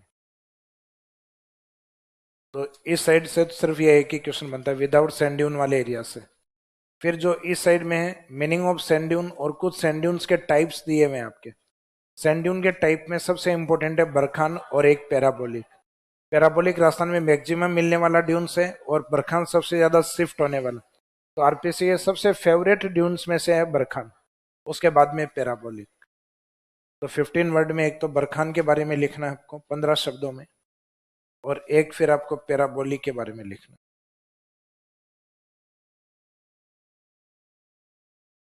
पैराबोलिक ड्यून्स में एक और लिख देना, तारानुमा बालू का स्तूप।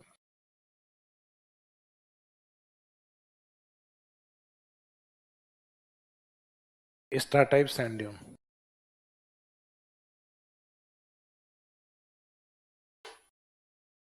जिसको देख के यूं लगता है कि कम से कम इसको तो डिफाइन कर ही देंगे, परिभाषित कर ही देंगे। तो जब तक टर्म्स का नहीं पता है तो तारानुमा को भी लोग इस तरीके से परिभाषित करके आते हैं कि इस बालू का टीले की आकृति तारानुमा होती है या तारे प्रकार स्टार टाइप होती है, इस कारण इसको तारानुमा बालू का स्तूप कहते हैं। क्योंकि एग्जाम तक जाते जाते जो टर्म्स है वो गायब हो जाती, तो इसमें लिखना ही नहीं होता है।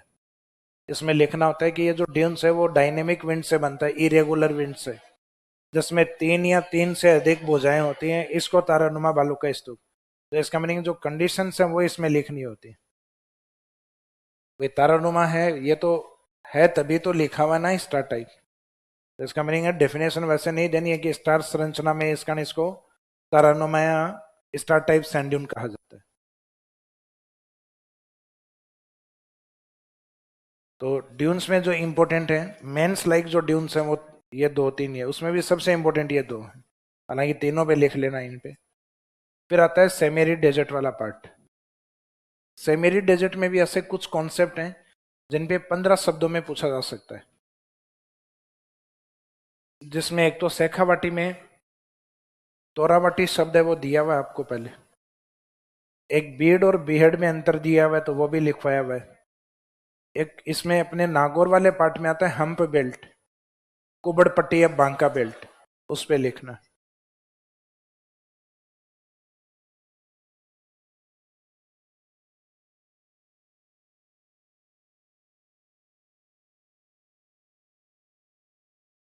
कुबड़ पट्टी या बांका पट्टी।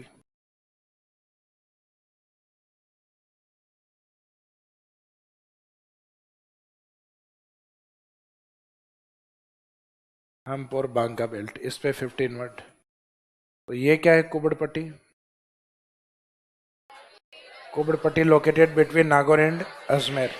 इस क्षेत्र में फ्लोराइड की मात्रा अधिक पाई जाती है, यानी एक्सेस फ्लोराइड या maximum fluoride is found in this region. और इस क्षेत्र में फ्लोरोसिस डिजीज अधिक है। तो उन सब के बारे में इसमें लिखना है हम्प बेल्ट के अंदर। कुबड़ पट्टी के बाद में गगर वाले एरिया में भी एक शब्द आता है नाली। नाली के बारे में लिखवा सकते हैं। नाली के अंदर आप जो कैचमेंट एरिया ऑफ गगर है वो तो लिखना ही लिखना है। बाद में इसमें एक पॉइंट और भी लिखोगे आप, इस क्षेत्र में पाई जाने वाली भेड़ की नस्ल को भी नाली कहा जाता है। वो लिखवाया हुआ थोड़ी ना आपको, नहीं लिखवाया हुआ ना। तो ये नाली यहाँ जो लिखो, इसमें एक तो घग्गर का बेसिन या घग्गर का अपवाह क्षेत्र, ये लिखना है। ये क्योंकि घग्गर नदी आती है उसमें लिखवाते हैं वापस, क्योंकि वहां वापस आता है, तो वहां लिखवाया जाता है कि नाली नाम से भेड़ की नस्ल को भी नाली कहा जाता है।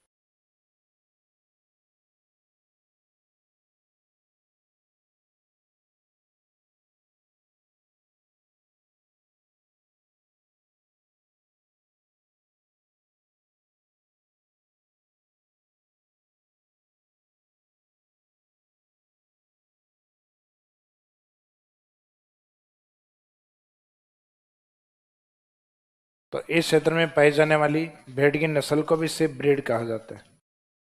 Sheep breed is also known as Nali in this reason. इस क्षेत्र में भेड़ की नस्ल को भी नाली कहा जाता है। तो सिर्फ नाली शब्द आ रहे हैं तो उसमें दोनों ही कॉन्सेप्ट लिखने हैं। भेड़ की नस्ल में पार्ट नहीं आएगा। नाली अब पार्ट होता है कैचमेंट एरिया ऑफ गग्गर। जो नदी कटाव करती है तो गड्ढे बनेंगे नाली, और किनारे वाला हिस्सा क्या होगा? पार्ट। तो नाली और पार्ट वो रिवर के लिए यूज होता है। और जो शिप ब्रीड या भेड़ की नस्ल है उसके लिए केवल नाली शब्द यूज होता है। तो नाली के दो मीनिंग है, एक तो ज्योग्राफिकल मीनिंग है जो रिवर बेसिन को लेकर है, और एक मुख्यतः जो अपने पशु श्रेणी में एक ब्रीड है शिप ब्रीड, भेड़ की नस्ल है उसके नाम से। तो भेड़ की नस्ल को भी इस क्षेत्र में नाली कहा जाता है।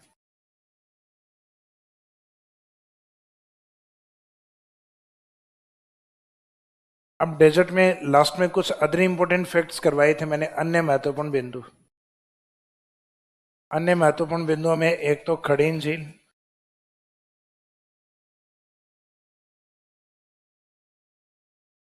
And playa lake.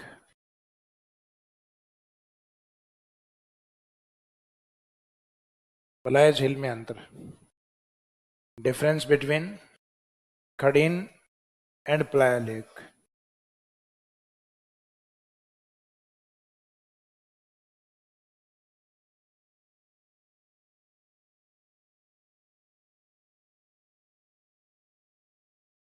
क्या फर्क है दोनों में? पालीवाल ब्राह्मणों के द्वारा निर्मित सैंड ड्यून के मध्य नेचुरली फॉर्मेशन, प्राकृतिक निर्माण। इस क्षेत्र में मुख्यतः ये किसके लिए फेमस है? ये एग्रीकल्चर के लिए फेमस है। ये खड़ीन खड़ीन एग्रीकल्चर भी होती है वो। जबकि जो पलाया जो लेक है ये मुख्यतः अस्थायी पानी की झीलों के रूप में फेमस है, टेम्परेरी वाटर लेक्स के रूप में। कौन सी?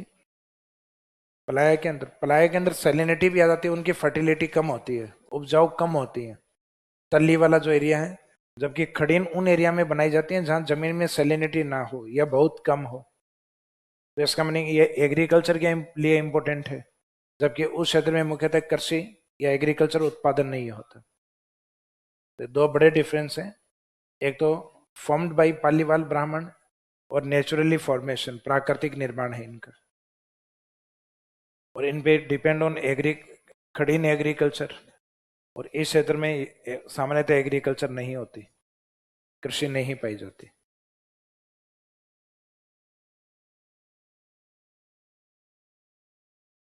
या जो डेफिनेशन लिखवाई हुई है वो लिख देना, आप तो अंतर लिख देना कि अस्थायी पानी की झील होती है, ये मुख्यतः पालीवाल ब्राह्मणों के द्वारा निर्मित। सिमिलरिटी दोनों में ये होती है कि दोनों एक ही एरिया में होती हैं, जैसलमेर की तरफ ही पाई जाती हैं दोनों।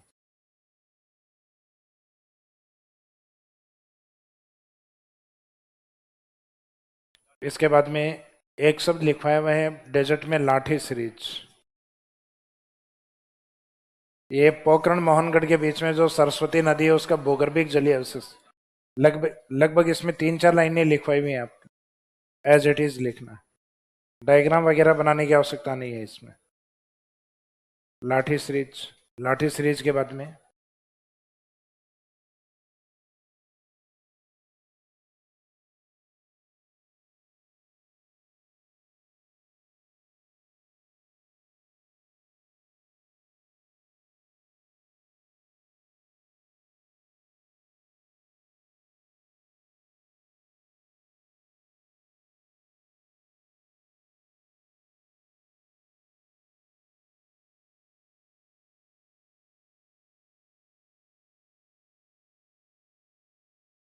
ये सिर्फ फॉसिल पार्क के नाम से भी आ सकता है, वुड फॉसिल के नाम से भी आ सकता है, गांव के नाम के साथ आकल के साथ भी आ सकता है।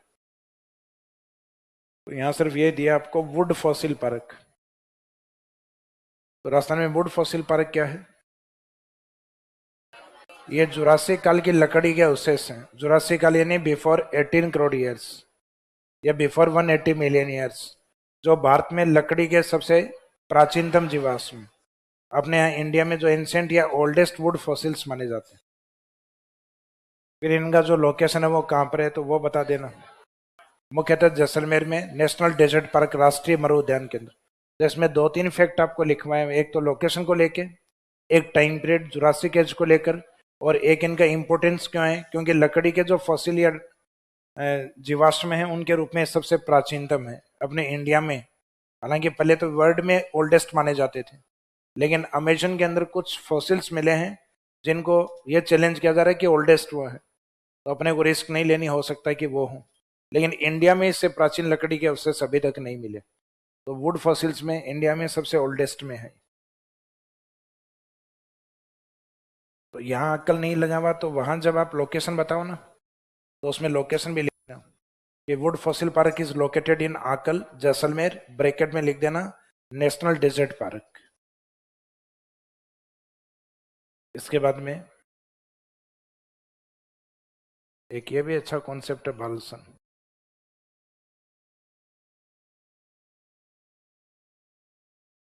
बालसन के लिए एक तो डेजर्ट होना जरूरी है, वहां पे पहाड़ियां होना जरूरी है, उनके बीच में लेक होना जरूरी है। तो आपको बताया था ये water basin which is covered by hills in desert region, मरुस्थल में पहाड़ियों से घिरे हुए जल बेसिन को बालसन कहा जाता है। एग्जाम्पल सांबर लेक, सांबर इसका बेस्ट एग्जाम्पल। तो ये सांबर वाला है बालसन वाला पार्ट। सांबर वाले एग्जाम्पल के साथ डिस्क्राइब करना है।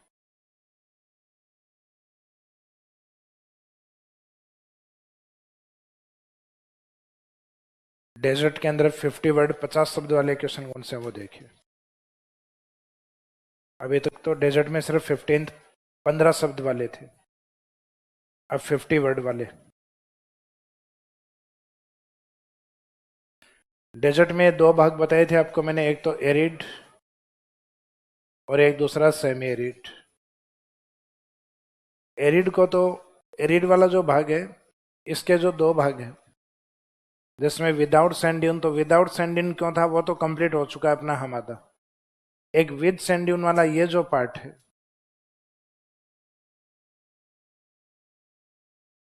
यहाँ से एक 50 वर्ड में क्वेश्चन बन सकता है कि meaning of sand dune and describe the types of sand dunes. बालू का स्तूप का अर्थ क्या है, उसके प्रकारों को बताइए। तो उसमें कोई भी अपने को 4 या 5 प्रकार बता क्या है विद डेफिनेशन के साथ कि बालू का स्तूप का मीनिंग क्या होता है।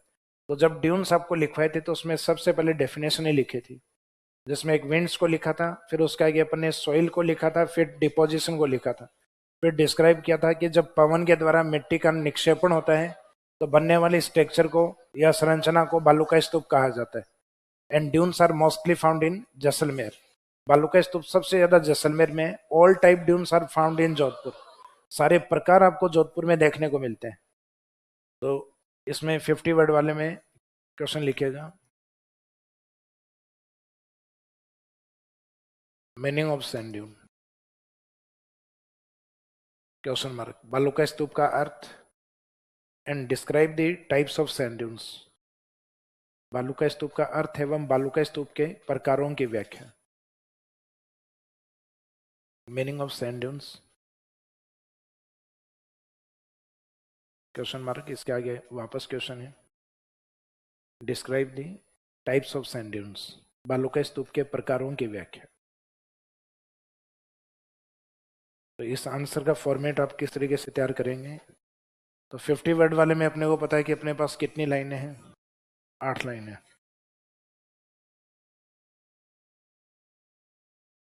तो इसमें सबसे पहले तो मीनिंग बता देना आपको, जो भी डेफिनेशन आपको ड्यून्स के लिखवाई हुई है।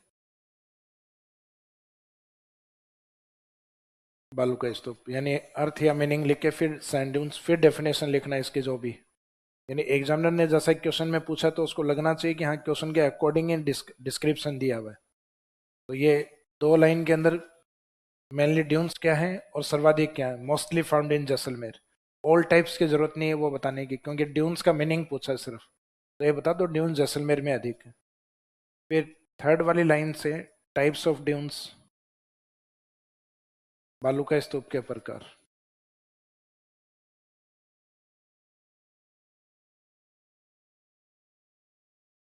इसका मीनिंग यहाँ से आगे जो दिए हुए हैं वो ड्यून्स के टाइप दिए हुए हैं। ड्यून्स टाइप में जैसे कि आपने फर्स्ट लिखा बरखान, तो बरखान के जस्ट आगे ब्रैकेट में इस तरीके का एक छोटा डायग्राम, यानी उसी लाइन के अंदर ही, और ये जो एरो दिखा रखा है इस एरो के ऊपर इंडिकेट कर देना विंड या पवन। अब बरखान किस प्रकार का होता है, क्रिश्चियन शेप बालू का स्तूप, चंद्राकार, अर्धचंद्राकार बालू का स्तूप, अर्धचंद्राकार बालू का स्तूप, सर्वाधिक शेखावाटी। आवश्यकता नहीं है चूरू भालेरी, आता है आगे तो लिख दो ब्रैकेट में, नहीं आता तो इतना काफी है। मीनिंग है बरखान है वो इस तरीके के होते हैं, यानी अर्धचंद्राकार बालू का स्तूप होते हैं, सर्वाधिक कहाँ मिलते हैं, शेखावाटी। जैसे सेकंड वाला आप लिख रहे हो बरखान के बाद में, जैसे अनुप्रस्थ या ट्रांसवर्स, तो अनुप्रस्थ में आपको जैसे ये विंड डायरेक्शन आपने दिखाया, उसी में राइट एंगल पे आपको इस तरीके से दिखाना है ड्यून्स। तो यहां लिखना है समकोण पर निर्मित बालू का स्तूप, sand dunes which are formed at the right angle of winds, यानी पवन की दिशा के समकोण पर निर्मित बालू का स्तूप। ब्रैकेट में लिख दो मोस्टली फाउंड बीकानेर, बीकानेर के जैसलमेर की ओर है लॉन्गिट्यूडनल। तो इसका मीनिंग सिर्फ कीवर्ड यूज करने के, पवन के समकोण पर स्थित अनुप्रस्थ, पवन के समानांतर स्थित अनुदैर्ध्य।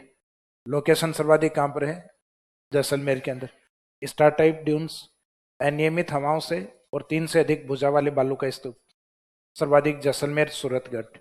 एक लाइन के अंदर सिर्फ कीवर्ड, ऐसा पूरा नहीं लिखना है कि इस प्रकार से बालू का स्तूप बनता है, उसको ये कहा जाता है, तो ये कहा जाता है, यही आएंगे लाइनों में। तो इसका मीनिंग है कि इन चीजों को रिपीट नहीं करना है, सिर्फ एग्जामिनर के समझ में आ जाए कि ड्यून्स का टाइप लिखा है, बनने का तरीका बताएं कि क्रिश्चियन शेप में ये राइट एंगल पर है, ये पैरेलल है, और मोस्टली इस एरिया में जिनके डिस्ट्रिक्ट के एरियाज हैं उनमें ज्यादातर वही डिस्क्राइब करें जिनके एरिया आपको याद है, ताकि उसे एक इफेक्ट ये जाता है कि ड्यून्स मीनिंग बता दिया और मोस्टली किस एरिया में ही ये बता दिया। तो इस तरीके से लगभग 4 या 5 ड्यून्स आप लिखें। तो स्टार्टिंग के 2 लाइनों में डेफिनेशन और एरिया, ड्यून सबसे ज्यादा जैसलमेर में, फिर उनके टाइप्स 5, और लास्ट वाली लाइन में अदर ड्यून्स इन राजस्थान जिनको डिस्क्राइब नहीं कर पा रहे हो, वो लास्ट में 2 या 3 एक साथ लिख दो कि ये बालू का स्तूप और भी है। तो एग्जामिनर खुद समझ जाएगा कि जगह नहीं है, इसका लास्ट में कुछ प्रकार और भी बताएं। तो इसका मीनिंग इस तरीके से 50 वर्ड में लिखना है। जबकि आप अपनी कॉपी में देखोगे तो ड्यून्स को इतना लिखवाया हुआ है, लगभग 2 या 3 पेज में लिख रखे हैं ड्यून्स। 100 वर्ड्स में इजीली लिख सकते हो। तो ड्यून्स में समस्या ये नहीं आएगी कि 100 में क्या लिखें, समस्या ये आएगी 50 में कैसे लिखें। तो यहाँ नॉलेज की कमी नहीं रहेगी। यहाँ एक लाइन में इसका मीनिंग ये पहले प्रैक्टिस की हुई होगी तब तो एक लाइन में आ जाएंगे, वरना इस 8 लाइनों में एक बरखा नहीं आएगा। और लास्ट वाली लाइन में लिखना पड़ेगा राजस्थान में इस प्रकार के अन्य बालों का स्तूप है ये है। तो प्रयास ये करें 4-5 कम से कम आ जाए। तो ये जो फॉर्मेट आपको बता रहे हैं साथ साथ में थोड़ा बहुत बना लीजिए, क्वेश्चन लिप बना रहे हो ना आप ये, ताकि कम से कम ये पता रहे। और जैसे मैंने आपको पहले भी बताया था, क्वेश्चन आंसर वाली कॉपी में और अपनी नोट्स वाली कॉपी से देख देख के लिखा करो। नहीं देख के लिखोगे तो बार बार वो क्वेश्चन आंसर वाली कॉपी को बार बार करेक्शन करने पड़ेंगे आपको, वो पढ़ने की इच्छा ही नहीं होगी, उसमें गलतियां इतनी होंगी। सामान्य सी बातें याद करके लिखोगे तो कुछ चीजें तो बोलोगे ना भाई, बहुत ही शार्प मेमोरी है तो 90% याद रह जाएगा, 100% तो याद रहने से रहा भाई। थ्योरेटिकल पार्ट कहीं ना कहीं गलती तो होगी, एक में नहीं होती, दूसरे क्वेश्चन में होगी, दूसरे में नहीं होगी, तीसरे में होगी, 10वें में होगी। तो उस कॉपी को इस तरीके से एक आइडियल कॉपी बनाओ कि उसमें आपने कौन कौन से कीवर्ड डाले, ताकि फिर टेस्ट हो तब बाद में फिर उस कॉपी को पढ़ के जाओ कि कौन कौन से क्वेश्चन। क्वेश्चन ज्योग्राफी में जितने भी पॉसिबल हैं लगभग मैं सारे लिख पा रहा हूँ, यानी एग्जाम में आने लायक कोई भी ऐसा क्वेश्चन नहीं। अब देखो कोई थोड़ा सा मॉडिफाई करके दे दिया जाए बात अलग है, ये गारंटी भी नहीं है कि मैं 100% लिख पा रहा हूँ, लेकिन जहां तक जितनी पॉसिबिलिटी है मैं सारे लिख पा रहा हूँ। तो इसका मीनिंग है अब इनमें जो इंपॉर्टेंट है, जैसे बरखान के ऊपर अपने को 4 लाइनें अकेली बरखान पे लिखनी है, तो वो हमने ऑलरेडी पहले से अलग से लिख लिए 15 शब्दों में, जहां बरखान को आप थोड़ा डिटेल में लिख सकते हो। जैसे इन बालू का स्तूपों में एक इंपॉर्टेंट पैराबोलिक, तो पैराबोलिक को आपको मैंने अलग से लिखवा दिया 15th वर्ड यानी 4 लाइनों में। एक तारानुमा बालू का स्तूप जिसपे आप 4 लाइनों में अलग से लिख लो। तो अगर ये 100 वर्ड्स में आ गया तो एक तो ड्यून्स के डेफिनेशन आ जाएगी, और फिर जो 3 बालू का स्तूप हमने ऑलरेडी डिस्क्राइब कर रखे हैं उन्हीं को डिटेल में कर दो 4-4 लाइनों में, और 2 लाइनें डेफिनेशन, तो लगभग 15-16 लाइनें तो यहीं कवर हो जाएंगे। फिर एक आधा बालू का स्तूप और याद आना चाहिए, यानी कम से कम 5 बालू का स्तूपों की डिस्क्रिप्शन आप लिख पाओ, यानी क्वेश्चन लगभग यूं लगना चाहिए कि हम पूरा कवर किया हुआ है।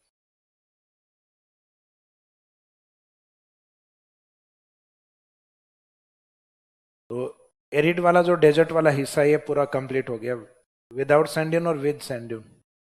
इसके बाद में जो सेमेरिड वाला पार्ट है, तो सेमेरिड में 4 भाग थे अपने, लूनी बेसिन, नागौरी उच्च भूमि, शेखावाटी इनलैंड और एक घग्गर बेसिन। इसमें शेखावाटी को लेके आरएस 2013 और आरएस 2018 2 बार क्वेश्चन आ चुका है यहाँ से। 2013 में तो ये था कि शेखावाटी की भौगोलिक विशेषताएं बताइए, describe the geographical and cultural characteristics of Shekhawati.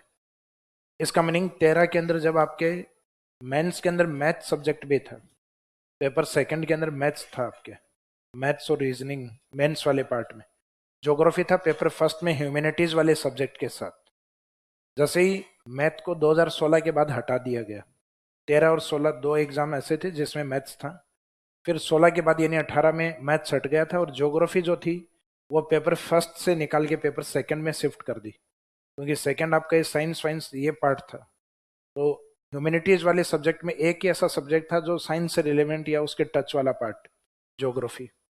Geography में आपको ध्यान हो एमए और एमएससी दोनों डिग्री होती, तो जिनका बेस बीएससी रहा और उसने पीजी में ज्योग्राफी रखी हो, तो उस डिग्री के ऊपर एमए ऑब्लिक एमएससी दोनों लिखा हुआ आता है। इसका मीनिंग जिसका बीएससी करके और मैथ ज्योग्राफी से पीजी किया है तो उसके लिए वो डिग्री एमएससी की कहलाएगी, और जिसने सिंपल ग्रेजुएशन यानी बीए किया है, बैचलर डिग्री की है, तो बीए वाला जो पार्ट है उनके लिए वो एमए की डिग्री होगी। तो ये आपका बेस्ट बैचलर डिग्री का बेस तय करता है कि उसको एमएससी या क्या बोला जाए। इसका नहीं नॉइन ज्योग्राफी को पेपर सेकंड में डाला, फिर जहां से मैथ्स वाला पार्ट निकला, तो उसके बाद से अब ऐसे क्वेश्चन नहीं निकल सकते। कि इसकी भौगोलिक और सांस्कृतिक विशेषताएं बताइए। संस्कृति रह गई है पहले पेपर में। अब जो अपने राजस्थान का आर्ट एंड कल्चर और हिस्ट्री है ना, वो पेपर फर्स्ट में रह गए। जबकि 2013 में ये इसलिए पॉसिबल हुआ क्योंकि उसी पेपर में हिस्ट्री थी, आर्ट एंड कल्चर था, और इसी में ज्योग्राफी थी। तो 2013 के पुराने क्वेश्चन पेपर को अगर आप एनालिसिस करो, और मैं यहाँ तक मानता हूँ कि आरएस जो स्टूडेंट सीरियस होके दे रहे हैं, तो पुराने क्वेश्चन पेपर को एनालिसिस करते हैं वो। कई पूछेंगे ये क्या है। देखो ये कम से कम प्रयास ये, चाहे आप अभी 2023-24 में ये प्रयास कर लो, या 2030 में, कर भर्ती उस टाइम में भी आएंगे, 30 तक भी आएंगे। तो आप परेशान नहीं हो इन चीज़ों के लिए, अभी करना कोई ज़रूरी नहीं है भाई। आपके सीनियर हैं, वो बेचारे कई सालों से बैठे हैं, उनको लगने दो पहले। तो 2013 वाला जो क्वेश्चन पेपर है मेंस का, 16 वाला, 18, 21, और अभी कुछ दिन बाद में 23 भी हो जाएगा। तो ये इतने सारे पेपर हैं, इतने पेपर को देख के कम से कम आपको ज्योग्राफी में क्वेश्चन किस तरीके के आते हैं ये एक आइडिया लग जाएगा। और ज्योग्राफी का जितना इजी क्वेश्चन क्वेश्चन पेपर बनता है, उतना किसी भी सब्जेक्ट का नहीं बनता है भाई। आपको पेपर एनालिसिस और पढ़ने के बाद में, और जिस दिन एग्जाम दोगे उस दिन और भी ज़्यादा पता लगेगा कि हाँ, ज्योग्राफी में हमें बताए, लगभग इस लैंग्वेज में बताए, सीधे के सीधे क्वेश्चन पूछ रखे हैं। यहाँ क्वेश्चन को घुमाने की पॉसिबिलिटी कम है, पॉसिबल ही नहीं। बाकी और जो अदर सब्जेक्ट हैं उनमें आप पढ़ के जाओगे और बाद में लगेगा कि अच्छा, पूछा वही है क्या जो याद करके आए थे। कई बार तो वही पूछा होता है लेकिन वो लैंग्वेज समझ में नहीं आती। ज्योग्राफी में ये समस्या नहीं है, हिस्ट्री में, पॉलिटी में, इकोनॉमी में भी, हालांकि राजस्थानी इकोनॉमी के अंदर और इंडियन इकोनॉमी में लगभग सीधे सीधे आते हैं। स्कीम वगैरह या कोई कॉन्सेप्ट होता है, वो कॉन्सेप्ट डायरेक्ट पूछते हैं, उसमें भी क्वेश्चन कम घुमाते हैं। तो ये ज्योग्राफी और इकोनॉमी वाले जो पेपर हैं ये सीधे सीधे हैं। तो इसमें पुराने क्वेश्चन पेपर जब एक बार, जैसे कि आपने राजस्थान ज्योग्राफी की ये क्वेश्चन आंसर वाली जो कॉपी है, उसमें 15 वर्ड में, जैसे 2013 है उसमें 5 क्वेश्चन है 15 वर्ड के। अब 5 शब्द वाले, सॉरी 15-15 शब्द वाले जो 5 क्वेश्चन है, उसमें शायद 2 राजस्थान ज्योग्राफी के हैं, 2 इंडियन ज्योग्राफी और एक वर्ल्ड ज्योग्राफी, या शायद 2 वर्ल्ड ज्योग्राफी का और एक इंडियन ज्योग्राफी का। तो इसका मीनिंग वहां से सिर्फ अपने को कितने क्वेश्चन लिखने हैं राजस्थान ज्योग्राफी के टाइम? सिर्फ ये 2 क्वेश्चन। ये लिख लो कि कौन से 2 क्वेश्चन है 15 वर्ड, ये 2013 वाले। फिर वापस 2015 में 15 वर्ड वाले कौन से 2 या 3 क्वेश्चन थे, एक ही लाइन में आ जाएंगे, सिर्फ कीवर्ड ही दिए हुए रहते हैं इनमें। फिर 16 में, 2018 में मेंस में कौन से 1 या 2 क्वेश्चन जो कौन से हैं वो लिख लो। सारे पेपर आप प्रयास करो कि छोटे वाले क्वेश्चन पेपर आपके सिर्फ एक पेज में हो। तो उसमें आप कई बार तो देखोगे कि पिछली बार इस टॉपिक में से यहाँ से क्वेश्चन पूछा गया एरिड डेजर्ट से, नेक्स्ट टाइम सेमी एरिड से पूछ लिया गया, उसके बाद नेक्स्ट टाइम इन्होंने अरावली से पूछ लिया, नेक्स्ट टाइम इन्होंने मैदानी भाग से पूछ लिया। तो आप देखोगे कि एक साल इस पोर्शन से, फिजिकल डिवीजन से, या मुख्यतः रिवर से, यहाँ से क्वेश्चन पूछने का फॉर्मेट है। क्योंकि जो भी एग्जामिनर पेपर बनाता है उसके हाथ में पीछे वाला पेपर जरूर रहता है भाई। फॉर एग्जाम्पल आप एग्जामिनर हो तो आप लोग भी पहले वाला पेपर देखोगे भाई, आपको ये लगेगा कहीं रिपीट नहीं हो जाए क्वेश्चन। इस कारण आप उन क्वेश्चंस को एक बार आप खुद भी एनालिसिस करते हो। और एग्जामिनर जब एनालिसिस करता है तो उस टाइम वो उस चीज से चूक ही नहीं पाता कि पिछली बार यहाँ से पूछा था, इस बार इसके यहाँ से पूछ लेते पास वाले पार्ट को। तो जैसे आपको पेपर दिया जाए बनाने के लिए, तो हो सकता है कि आप भी रिपीट नहीं करोगे क्योंकि पोर्शन इतना बड़ा है, तो रिपीटेशन करोगे क्यों। और कई बार रेयरली होता है रिपीट हो जाता है, तो ये अपन सोच के जाते हैं कि ये थोड़ी ना आएगा, और वो वही वापस रिपीट कर देता है। तो इसका मीनिंग जनरल चीजें, जैसे कि एक जीटीएस वाला पार्ट है, जियोलॉजिकल टाइम स्केल, ये हर पेपर में आता है बार बार। जैसे एक बार 2013 में बड़ा क्वेश्चन आ गया था, describe the geological time scale. जो ज्योग्राफी में अलग अलग टाइम पीरियड समय है उनको लेके एक स्केल आती है, जियोलॉजिकल टाइम स्केल। तो वो जो जियोलॉजिकल टाइम स्केल है वो 100 वर्ड्स में पूछी हुई थी। नेक्स्ट ईयर स्टूडेंट्स छोड़ के गए कि पिछली बार आया हुआ है। अगली बार उस टाइम स्केल में एक पार्ट देके वो पूछ लिया 50 वर्ड्स में। फिर उसके अगली बार की, अब तो 2 साल हो गए कंटिन्यूस आते हुए, उसके नेक्स्ट ईयर एक 2 नंबर में छोटा क्वेश्चन, यानी उस टाइम स्केल में एक छोटा टाइम पीरियड निकाल के पूछ लिया, इसका टाइम पीरियड और इस विशेषताएं बताइए। तो इसका मीनिंग है कि कंटिन्यूस जीटीएस में से एक क्वेश्चन आता है। जियोलॉजिकल टाइम स्केल, क्योंकि वो जो टॉपिक है वो सिर्फ आरएस मेंस में ही है, वो प्रीलिम्स में नहीं है। तो मेंस में जोड़ा गया है तो एग्जामिनर की ये मजबूरी बन जाती है कि टॉपिक सिर्फ मेंस में था, तो यहाँ से कुछ ना कुछ तो दिया जाए। तो राजस्थान ज्योग्राफी में ऐसे कुछ टॉपिक हैं, यूनेस्को के कुछ कॉन्सेप्ट हैं, एक आपका जो इन्वायरमेंटल इश्यूज करके एक नया टॉपिक ऐड हुआ है। तो ये एक दो टॉपिक ऐसे हैं जो प्रीलिम्स एग्जाम में नहीं है, केवल मेंस में है, तो वहां से क्वेश्चन आने की पॉसिबिलिटी 100% है। तो ये संभावना 100% बनती है कि वहां से एग्जामिनर क्वेश्चन पेपर देगा, क्योंकि उसको भी पता है कि ये प्रीलिम्स के टॉपिक नहीं है, मेंस में ही दिए हुए हैं, तो इसलिए वो उनमें से क्वेश्चन देते हैं। तो अपने तो ज्योग्राफी में ये तक भी पता है कि कौन से टॉपिक से क्वेश्चन आने हैं, तो लगभग 2-3 क्वेश्चन का आइडिया लग जाएगा कि यहाँ से लगभग क्वेश्चन तय।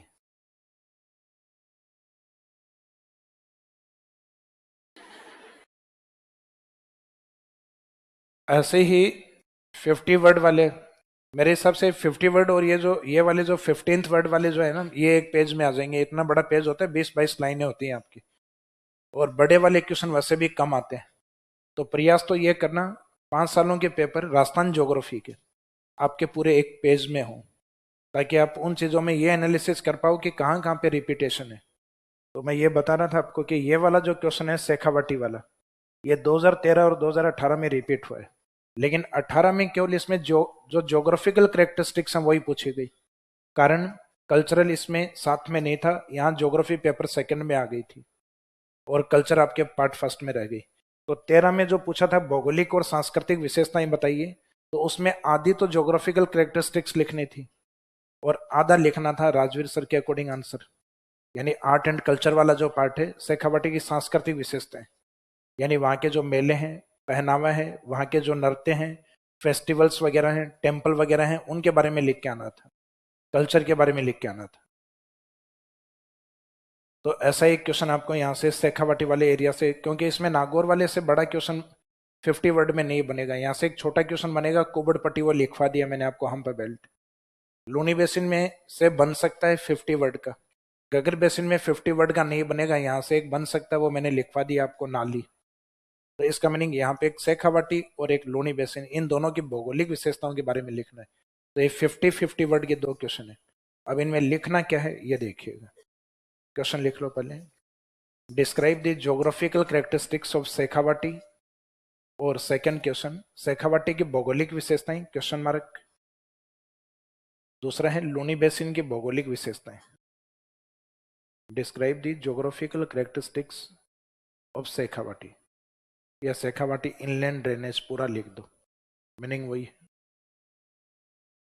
दूसरा शेखावाटी की जगह कीवर्ड क्या होगा, लोनी बेसिन, लोनी बेसिन की भौगोलिक विशेषताएं, भौगोलिक विशेषताओं की व्याख्या।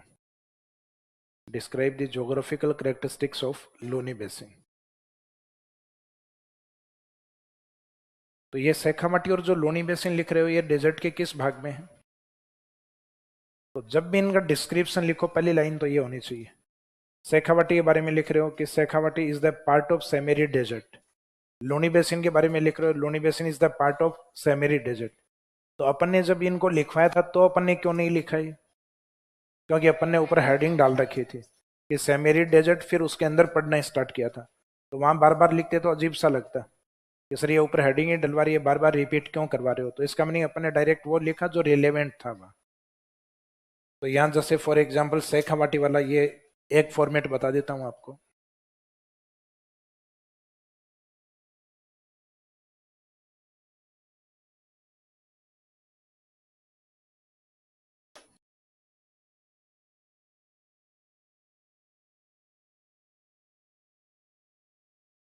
एक तो ये बताना है कि शेखावाटी है, शेखावाटी ये पूरा ही आएगा नाम वहां, शेखावाटी अंतः प्रवाह, Shekhawati inland drainage region is the part of semi-arid desert, ये अर्ध शुष्क मरुस्थल का भाग है, एक तो ये रेफरेंस देना है।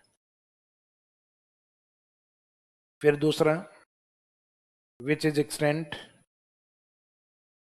जिसका विस्तार, तो विस्तार में आपको डिस्ट्रिक्ट लिखवाए हुए हैं, यहाँ पर जिले लिखने हैं।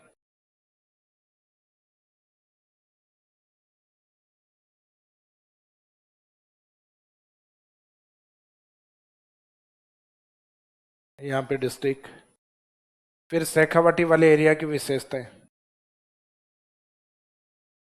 तो ये तो हो गया इसका स्टार्टिंग बेसिक पॉइंट्स कि किसका पार्ट है और कौन कौन से जिलों में। यहाँ पे जो ज्योग्राफिकल करेक्टरिस्टिक्स हैं, तो इसमें एक तो जोहड़, जोहड़ को बहुत ज़्यादा डिटेल में नहीं लिखना है। जोहड़ और ब्रैकेट में यहाँ लिख देना पानी के कच्चे कुएं, रॉ वेल्स ऑफ वाटर। फिर लिखना है सर, टैंक या तालाब, यानी सर तालाब के लिए शब्द यूज हुआ है। फिर है तोरावाटी, तोरावाटी के ब्रैकेट में लिख देना catchment area of Kantli, Kantli का अपवाद क्षेत्र। फिर नेक्स्ट बीड, चारागाह भूमि।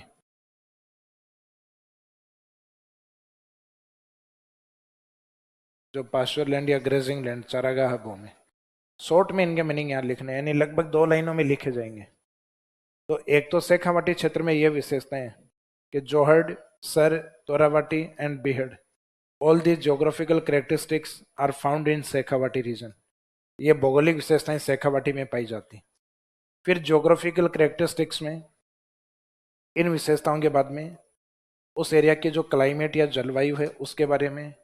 तो ये कौन से एरिया में आता है, सेमी एरिड, तो क्लाइमेट सेमी एरिड या सेमी एरिड क्लाइमेट को आगे आप क्लाइमेट वाला टॉपिक पढ़ोगे तो इसको कोपेन के वर्गीकरण में स्टेपी या BSHW क्लाइमेट में रखा है। लोनी बेसिन को भी इसी में ही रखा है। इस क्षेत्र में वनस्पति, तो वनस्पति इसमें जो ये स्टेपी टाइप यानी स्मॉल ग्रासेस पाई जाती हैं, ये वनस्पति भी होती है स्टेपी, जिसको हम कहते हैं स्मॉल ग्रास, छोटी घास, जिसमें मुख्यतः पशु संपदा डिपेंड होती है। तो इस साइड में जो steppe type,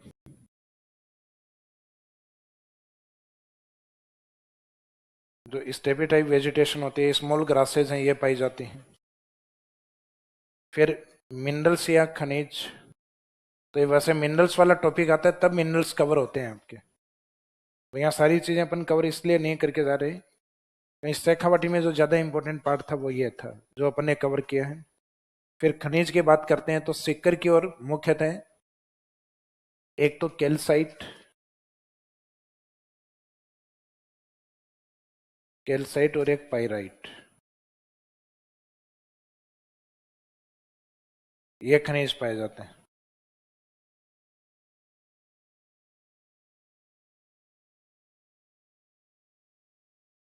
calcite pyrite minerals are mostly found in this reason.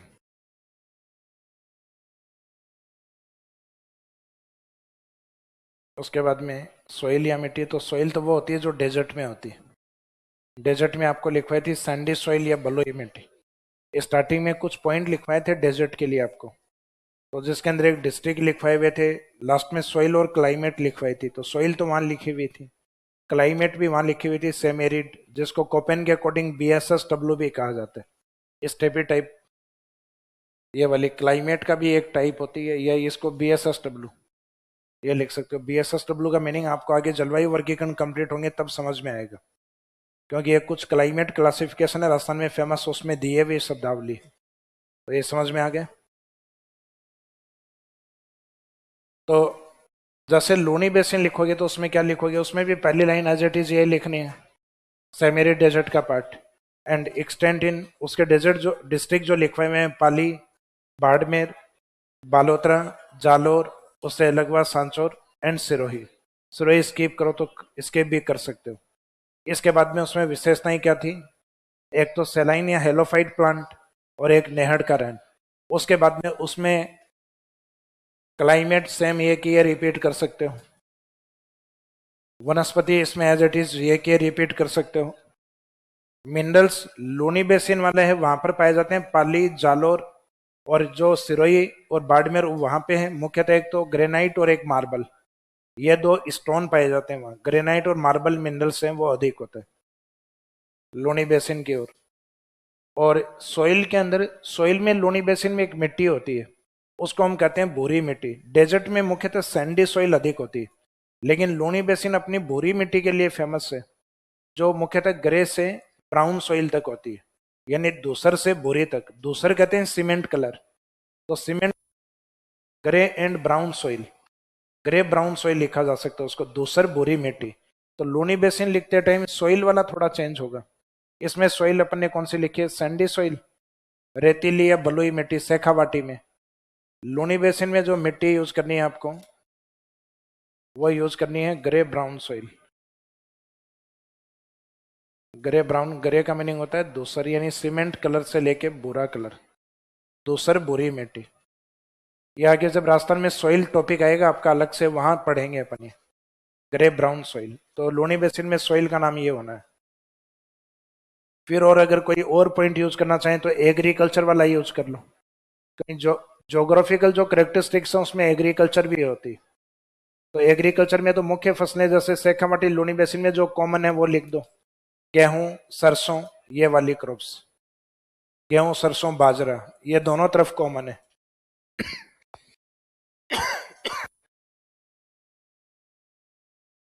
तो यहां तक कंप्लीट हो गया अपना सेम एरिड तक। कल एक इन दोनों में अंतर भी लिखेंगे अपन, describe the difference between arid and semi-arid, उनमें अंतर किस बेस पे करना है वो कल बताएंगे।